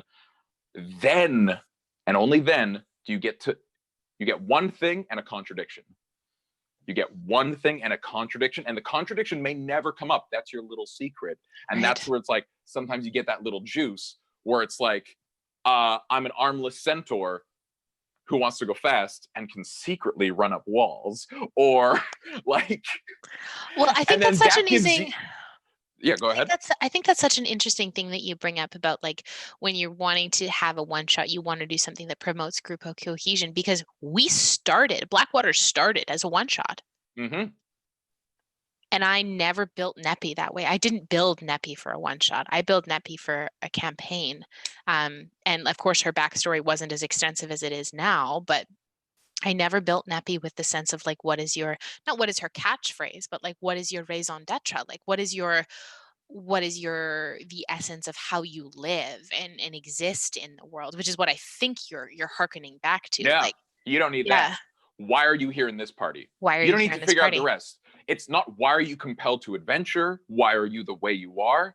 Why are you here right now? I am running from like the huts. Like, who are they? Criminals. Criminals, the word I'm looking for. They're criminals who want my back, and they'll never look in an adventuring party. So if I like I'm a street rat, and if I convince you all that I'm an adventurer, they'll like I'm hiding in plain sight. Gotcha. Like, and so like you don't think too deeply about it if it's a one shot. For a one shot. Because you can always add layers. Yeah. You can always add layers. Even just playing a character for longer, then they add, like they become. And that's what we're talking about, you know, these second, you know, second parties of streaming groups where they build all these layers off the top. Like I'm a big fan of like retroactively filling in the blanks. Where it's like, what's my that's backstory? so important. I'll tell you when we need it. Like, I don't know, like how much backstory do I need for this session is generally how I play my characters. I think that's a like a hope that I have for when we do embark on campaign 2 is that because we know what performing feels like. It feels really good. We feel like, and something that I think it really stands out for me, Sean, is when you joined the group, I think we really hit our stride in the Mind Flayer arc below Barmwich. Chatwater, we'll get there. And that for me was like, holy shit, that feels so good. We were like everything. It was just, we were firing on all cylinders. Even though we were in a dungeon, the role play was on point. Everything felt so connected, character driven. We were really engaged. And it was just like, that's it. Like, and I think even when we started streaming, we went through a stage, not that we reverted away from performing, but we had to re-norm and we had to we stormed. We stormed a little bit. There was 2 sessions where like we don't know what to do, and even in character, like we do this all the time. Let's do, like, you can literally see us norming in real time, and even in the brain caverns or whatever the fuck in Barmwich, we totally stormed. When fucking Finnan fucked off and got killed, like we like almost fell apart, and we very quickly had to put it together again. We had to restorm when Finnan decided to take some time for himself. Like we had to re-norm as a party of 5. Like we had to know what that felt like, and reestablish how we existed. I even think of like, Sean, when you joined us, and when we decided that you were joining us for, you know, and when we extended the invitation for you to like, hey, come play with us on a regular basis. That's what I did. In terms of how to make letters work. Yeah. I gave him the thing. How is he going to join this party? Because I knew that either things could break bad and like I could just become like an NPC that you had to fight, and like fighting a PC, like I'd never done that before, but I'm like, it's probably not going to go that way. But I knew you guys weren't from here, and my guy was an enslaved person. Right. And so I knew, like, I was going to try to convince you that as best as I could, because, like, that would be incredible if we just all decided to be, like, gladiators together. But I knew that probably at some point, because it's D&D, you guys are going to be like, hey, we're going to leave this place. Do you want to come with us? And so I knew that was going to be on the table. And I was like, oh, sweet. I'll just make that my guy's, like, hitherto undreamt of goal in life, because he didn't even think that was available to him. Right. So you, if I'm hearkening back to group dynamics here, you had something that would promote group cohesion for you right away to minimize the amount of storming if you were to stay around longer. Sean, that's so cool. Or even just like, that's so cool. Why does my guy want to join this group? Originally, I don't. I've got a thing. I've got Baba. I'm like I'm a pet, but I'm like, I'm really well treated. And then you're like, you can be your own man. And I know that's coming because you're adventurers, and like that's what you do. Like I'm a player, you're players. We're gonna want to come together. If you offer me a way out, which of course you will, because you have extra planar travel. How else did you get to the extra, you know, the plane of dirt? Like, and so like once I had that, I was like, oh, everything else is a freebie. Like, if you offer me the thing, then I will have every reason in the world to fight for you, whether I agree with your politics, like you as people, anything. Everything supersedes that because you're offering me my freedom. My character's, you know, super objective, which we can talk about those. Like that's deep shit. But what does my character want most in life? And coincidentally, like, oh my God, you can offer it to me. Great. Yes. I think that an interesting point you bring up, Sean, is if we were to boil it down by like coming up with a catchphrase, is like people, I think the mistake is people trying to find their character by the history of the character rather than by a character trait. Yeah, what does your character do? Yeah, Yeah. like what is your, like if your character was at a party, what would he do? Not what's your character's parents like, or like where did your character grow up? It's like, how does he react in a social setting? Yes. And that's a more informative for play than anything else. Because if you think about characters as avatars and like extensions in some way of the people they embody, it's like, because I care about all of these people who sit in a room with me, if I care about them enough, by extension, my character cares about their characters. So, like, Sean, I think about when you joined us after, like, I was about maybe 15 minutes into meeting Letters for the first time. And I was like, Neppy wants him to join the party. Emma wants Sean to stay. And separate of that, Neppy wants Letters to be here. I think I do remember his catchphrase. So cool. I don't exactly remember, but I knew the voice, which I didn't realize we were going to be doing baby D&D, which is where there's a baby in the next room and you can't be loud. Because originally, Yes. Letters was supposed to sound like Ryan Stiles' John Wayne impression. If you ever watched Whose Line Is It Anyway, and I hope you did. That is like a journey. Yeah, because it was Ryan Stiles' impression of John Wayne and a moose. Because there's this one thing where Ryan Stiles plays a moose. It's an improv show. Who fucking is angry at cameras, and it was just, that camera is making me mad. And so originally John Wayne, like fucking Letters, was supposed to sound a lot more like this, a little sort of Patrick Warburton. And like, this is where he's gonna be. And so it was the catchphrase was something like, well, maybe violence will solve it. Like, that was kind of the idea. And so very quickly, like, I had to abandon that voice and turn it into like this much lower, sort of, honestly, less cartoony idea of the character. But it was like this sort of, which I think I've held true to, this sort of laid back, but also down to clown, violently, like, individual. And I like that little kernel. And then, we're off to the races, and you guys were all set up, so you don't need the backup. I'm trying to think of what Neppy's catchphrase would have been in that very first session. I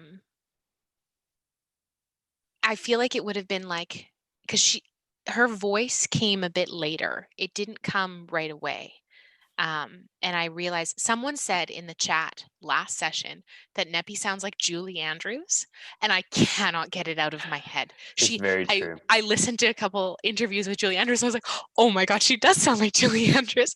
But in my mind, Neppy's catchphrase would have been, that's all well and fine, but what of my prophecy? Like, this thing that you're doing. That's the worst. I know. That's the worst one. That would be literally, oh, so we're doing this, but my backstory. Like, that is a textbook terrible example. Exactly, because I didn't build her for a one shot. We entered into a one shot, and I didn't build her for a one shot. So I think that's really actually panned out. Like, right? And it's like, I think it's so fascinating that, like, if I'm throwing it all back to what we've been talking about for the last hour and 45 minutes about group dynamics, is like, this stuff has been playing out within us, like within and how we've been playing, whether it's been, in my living room or on stream. It's like, you can actually, I have had the privilege of watching this stream, to go back and catch moments of lore and stuff like that. I watch every episode probably twice to make sure I catch everything. It's like, I watch even in game where we go through, there's storming. Okay, we're renorming. Yep, we're going forward. And I can't turn that off in my brain, is like the eyes of when I see that, which I think is really cool. And it's never something that I think about like while we're playing. I never think about that kind of stuff, but watching it afterwards with a bit more of an objective eye, that's what I see. And it's very cool to think about, like, we operate this way. Like, group dynamics does apply to us because it has to. And one thing that I'm so thankful for is that we, as Blackwater, the 6 of us, and 7 of us, technically with Tim as DM, we know how we play. We know our styles, whether there's a name for how we play or not, and we're able to reestablish themselves and getting, if we storm and if we like fumble and kind of have to reestablish ourselves, we do so very quickly. I think most recently the latest thing that brought us as like characters back to storming was the stuff with the Matron of Vengeance. Like it threw off our entire group dynamic. And not only that, we were in a super high pressure situation where the stakes were unfathomably high. So there was no time to talk about it. We couldn't sit and storm. We were almost forced, the narrative forced us to go forward. So we just had to be like, okay. And we fell back on the attachment. We fell back on the reason that like why these characters care about each other. And I think we're still sorting it out. I think we're still working our way through it. And we've reestablished ourselves, and we're back, like the characters are back into that performing phase. We're like, we have a goal. We're going to the elemental plane. We're saving Clack. But we still have all this stuff that we're working through. Which Yeah, I you think guys, is I think so you cool. become more adept at, like you do in relationships, putting pauses on the storming to deal with more immediate things. So you're able to go, this is still an issue, but I'm able to go back to performing because we can't deal with that issue now. Like, Yes. And that's something that happens when you've stormed nor performed so many times. So many times. That you're like, you know what? There's a time and a place for this, and it's not right now. And not only that, but it's like, but I trust you that we will come back to enough it. that at some point this will be addressed, so we can pause it. Because in groups that have not reached that level of trust, there's no sense of like, you may never address this for me and my needs will never be met. But in a group that cares for each other and has that sense of attachment, it's like, oh no, I know you care for me. I know we're attached. We're gonna get to it. Like Blackwater, we'll get there. Well, actually, I just want to, because it's something I think I hinted at, I don't even know when, was like when that happened, when you're like, oh, fucking Matron of Vengeance. Letters was, oh, he was hurt, and through the actual playing of the Valsoon fight, he's like, oh, that actually resolves some stuff in me, like through action. Ooh, oh, mechanics. Ooh, mechanics, narrative, kissing each other. Kissing. Yeah. Ooh, maybe a little tongue. Ooh, but like, when that happened, I was like, Letters is out. There was like 2 sessions where I'm like, there's a good, it's 50-50 whether Letters exist. And the first place I started with, like, the next character, there was like, ooh, you know, what's interesting to me? Because what is going to like sustain me in terms of like, I'll play a class I never had. But then I was like, what is the thing that's going to ensure this character has to be with this group? And without revealing too much, it was someone who is tied into the Matron of Vengeance. And by you people, us being branded by them, this person was going to be like, oh, and they were a fairly simple, and look, it was going to be a barbarian, and so that gives you an idea. Path of the Zealot specifically, and he was like, oh, y'all are the matrons chosen. I'm buddying up with you, whether you like it or not. Like, because I imagine you guys like, oh, we're not into that, but it was going to be like, yes, you are the Matron of Vengeance. I fuck with that. You guys clearly fuck with that. Let's work that out. So it was like, and not only that, but we as characters would have been reeling from Letters leaving. And we would have had to been we would have had to been storming. I would have waited 2 or 3 sessions. Yeah. Like, if you leave if you get killed, if you leave a party, you have to leave the table and not come back for a couple of weeks. Well, that was my thought. Feel your absence. That was my thought, that if stuff with the Matron of Vengeance after Bacall is all done, because like, as I said before, like when Neppy stepped into the void, she was like, I either die here. Neppy was convinced she was going to die in the battle of Bacall, or she was going to step into the rift and be like, that's it, I'm not coming out. Did you have a follow-up, Neppy? Like, a character? Did you have a character in mind where it's like, yes, can we know a little of that? Like, what was the thought process where you're like, I've been with this forever, like, how do I bring somebody new into this I would have had to mourn for a while. I think there would have been, and that would have been like, I have some like characters and stuff I've always wanted to play in the back of my mind, but that would have been an ongoing. Tim and I I don't think ever talked about it. This actually might be the first he's hearing about it, but I had some stuff in my head of like, okay, you know, if Neppy doesn't come back, because I had a sense that like Kokanee would go find her, like Kokanee would go, he would be like, well, whether the rest of you are going or not. Neppy was convinced that like if she's lost in the abyss, Kokanee hasn't said anything otherwise, he will come find her. That's just, and even if he fails trying. But if she wasn't found, if there was no way to get her back, if she was gone, I would have mourned. Like, I have Neppy tattooed on my leg. Like, she is my daughter knows who Neppy is. Like, my kiddo can point to it. Like, well, if she saw a picture of Blackwater, she would be like, Neppy. So like Neppy's pretty ingrained in my, oh my God, I'm getting emotional just thinking about it. Like, it would have been a thing where like I would have had to mourn, and I would have probably waited a couple sessions. Yeah, of course. And then if there was someone who was, I think of someone who might have been like, for me, an obvious choice might have to step in would have been like, well, if we were going to go get Neppy, someone to step into her, I would have asked to step in as Offdish. Ooh. That would have been someone who I would have asked to step in as, if like, because I would have like, it might have been too much for me to bring someone back when I like to start a brand new character that I knew would likely not continue with the party. I might have asked to step in as Offdish because I have an emotional connection to Offdish because Neppy does. And Offdish would be motivated to go get Neppy back. Of course. Offdish is also decently powerful herself, and also a cleric. So I would have been like, that's good for me. So yeah, so I think that would have been a big conversation between Tim and I, and like that would have been something ongoing. And I would have been someone like, the group has to give a shit about this person who's bringing in. I'm not just bringing in someone who's random, which is why an idea of like PCing an NPC was really applicable to me in that point.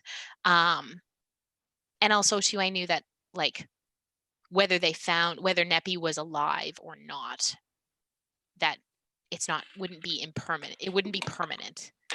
So now we're talking about my character has been captured, indisposed.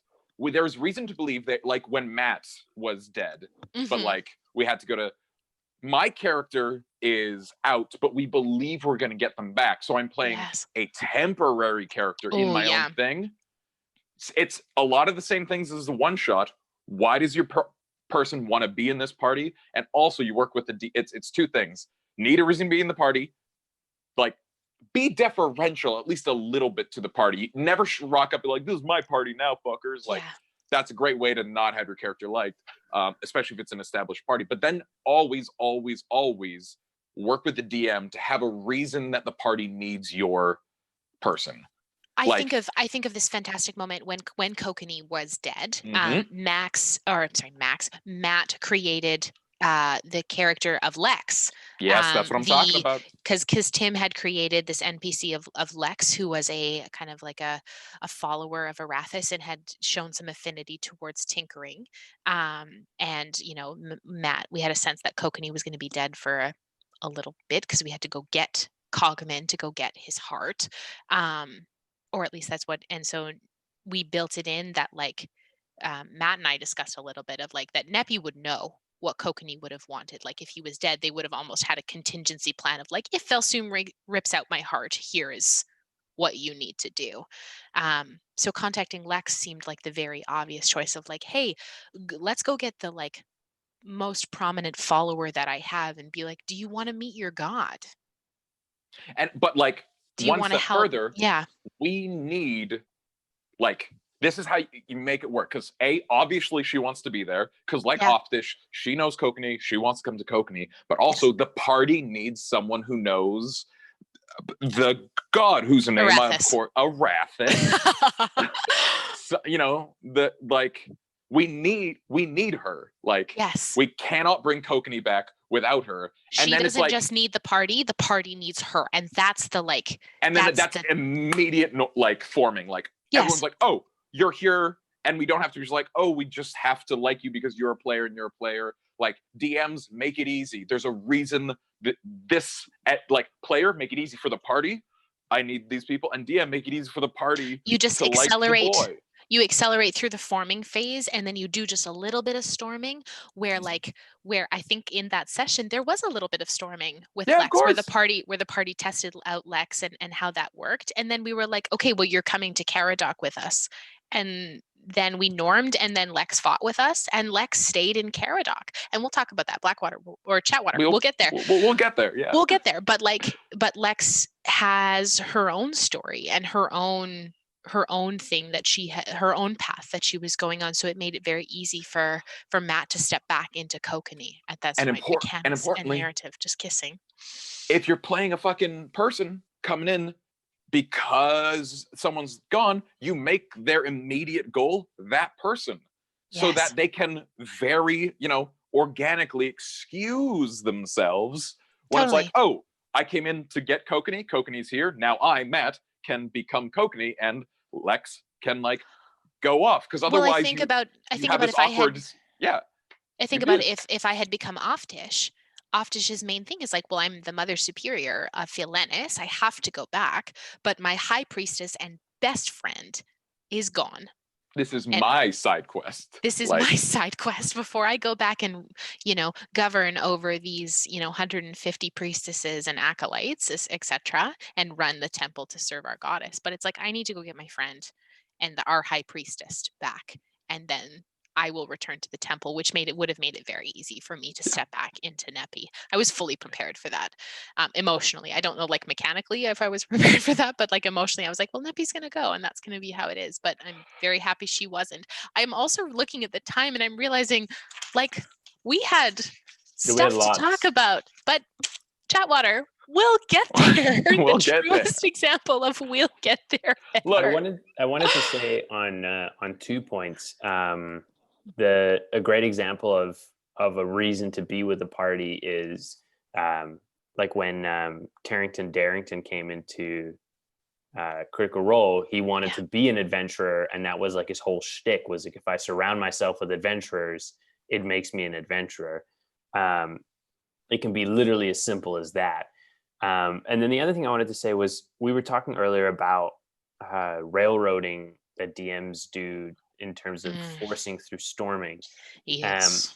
And I think one thing that happens is you have a lot of these people who stream, and they set an example of what D&D is. And so you have your adventure zones, you have your Not Another D&D podcast, and all of these things. They set an example of what it is, and those DMs railroad a lot. They have to. It's a narrative. They're trying to tell a story. There's an end point. It's not set up so much as an improv as it is a play. And I think that is still a satisfying form of D&D. But I think what you have to do is you have to leave spaces for the role play. So even though those DMs have a lot of railroading and they are forcing a narrative, they still have these moments where they say, what do you want to do? It's just a little bit more fenced in. And good DMs, they do that without even letting you know. Tim cajoles you guys in a direction, not always exactly where he thinks, but he nudges you gently without making you guys see the edges of the map. I mean, go ahead, Sean. Go ahead. If we want to talk about game theory and divergent paths and how to railroad your players without letting them realize you're railroading, the illusion of choice, that's a whole set. We can talk about can that, delve, but we'll get there. Emma, you times fucking talk about what you want to talk about. I was going to say, I think that the concept of railroading is a fascinating one.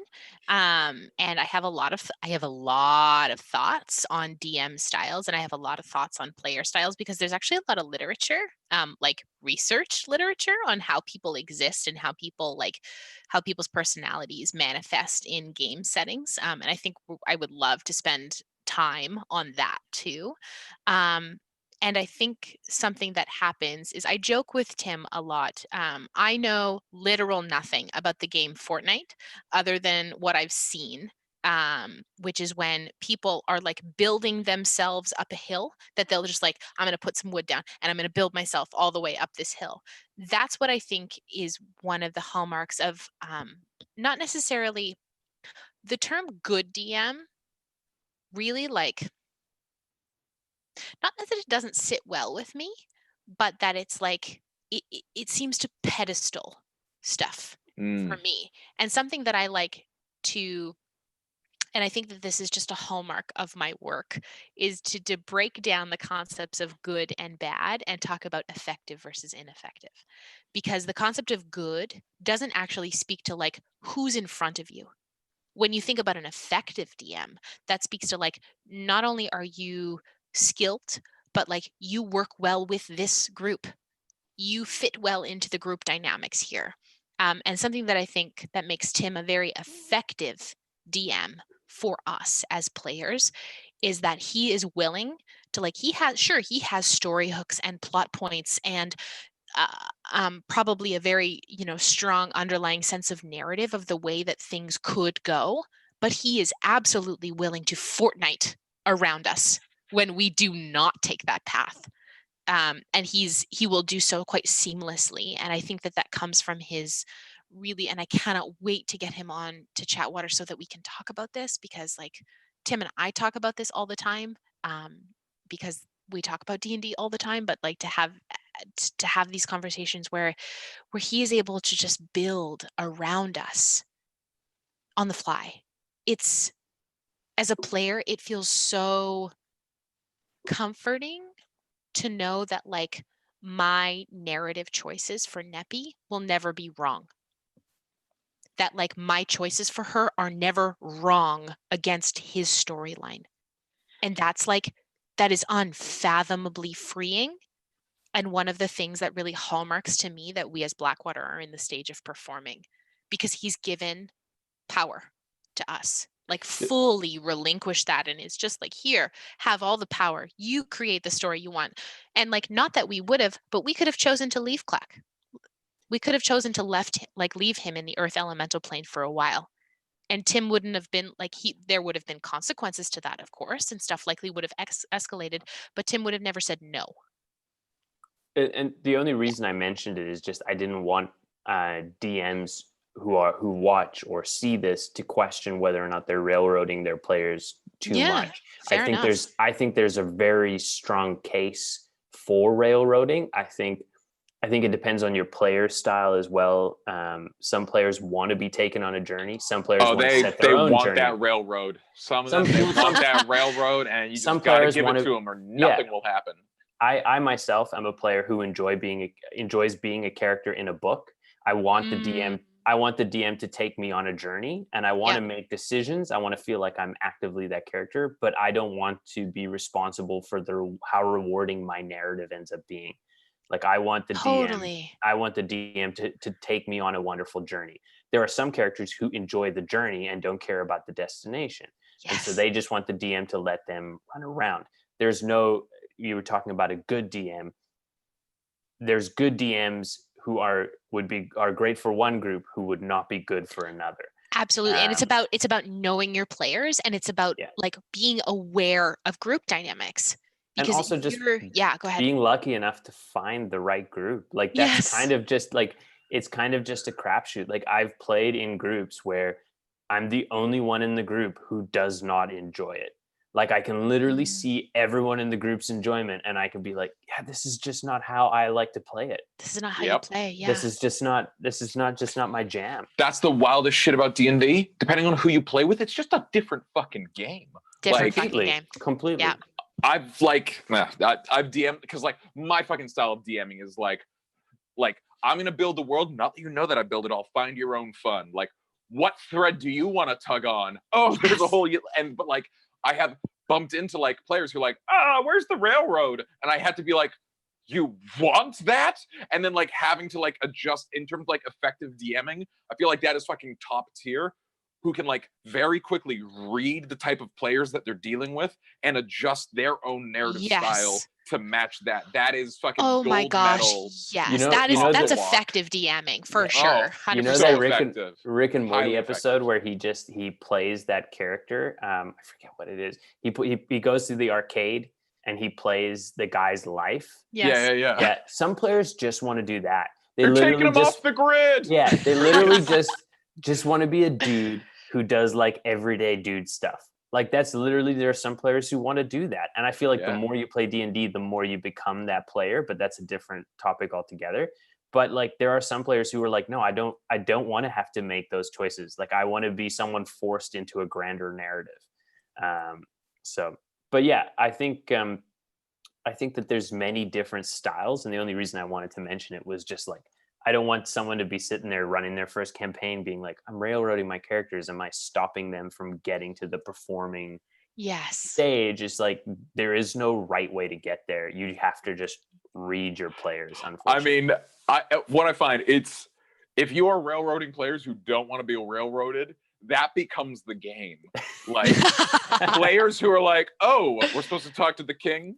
Hello, peasant. Do you have any Yes. problems in your life? You don't have bread? That's our quest. Let's go get And, you like, some bread. Yeah. And suddenly you never leave the Shire and you're just running an illicit bread racket. And like, you're like 18 sessions deep. You're like, oh no, the bread police are onto us.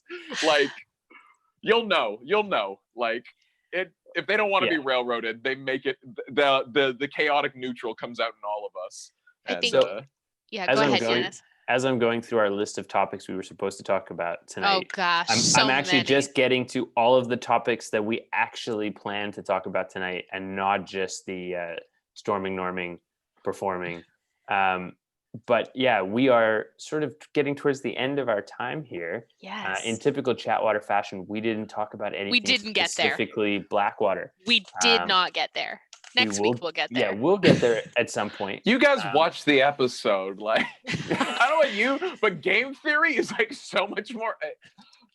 Yeah, go on, Yanis. I think that we talked about it, and you guys can let us know what you think in the chat. But I definitely, Sean and I got such a kick last time out of talking about why we play and how we play, and the sort of more academic side of it. And I think that's just as big a part of this particular campaign and D&D in general. So I think, yeah, if you guys like this kind of stuff, we'd love to keep doing it. We will talk more about the specific lore of the show, because we do love that as well. Next week's lore. Next one's lore. Next week is all lore. I Maybe promise. we do like one or the other. It's like 1 week lore. Yes, I definitely did not expect us to. I mean, that's not true. I should have expected us to go off, but 100% did. Our topic for this week was supposed to be talking about the world of Teris as a whole. So in preparation for this episode, Tim and I spent about an hour and a half last night going through all of the fun places in the world and talking about some of the lore. He shared some real deep lore with me that nobody knows about, so I can't wait to share that with all of you.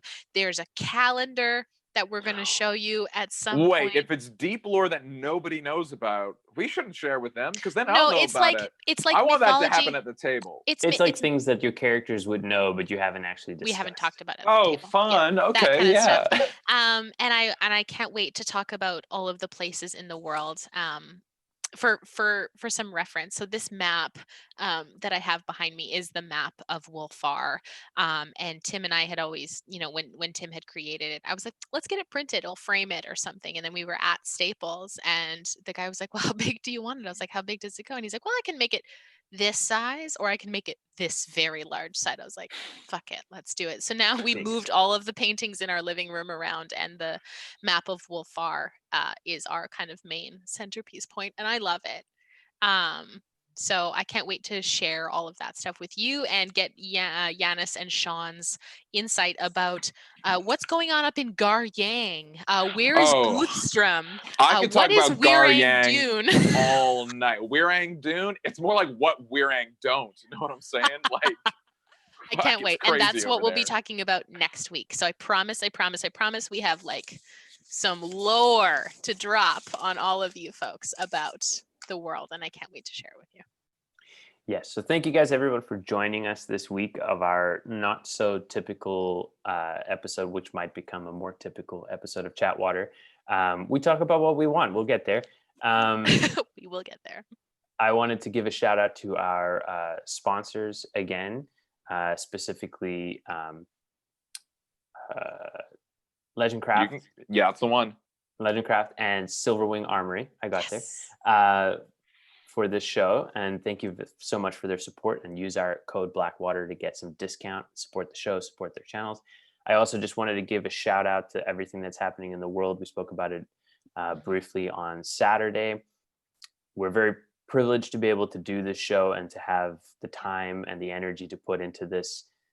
We cannot understand what you guys are going through, but we can stand with you as you go through it. So we are all allies, and we're here for you guys.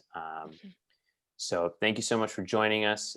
Join us on Saturday night at 8 p.m. for another episode of Blackwater D&D, and then Monday at 8 p.m. for another episode of Chatwater. We'll get Have there. a great night, I guys. cannot fucking wait for this Saturday. Like, It's gonna be good. It was the last session was definitely a session of you guys putting it off, which only makes it so much sweeter when we get there.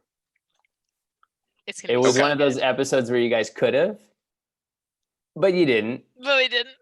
no, And that we'll- sets up this next one for like, there's no, like, we just have to hit the fucking gas. Yeah. It's gonna be so In good. summary, fucking compel your person to be a part of the party. Give yourself a catchphrase and maybe, just maybe, a contradiction. Don't give yourself too many things. Okay, I'm done.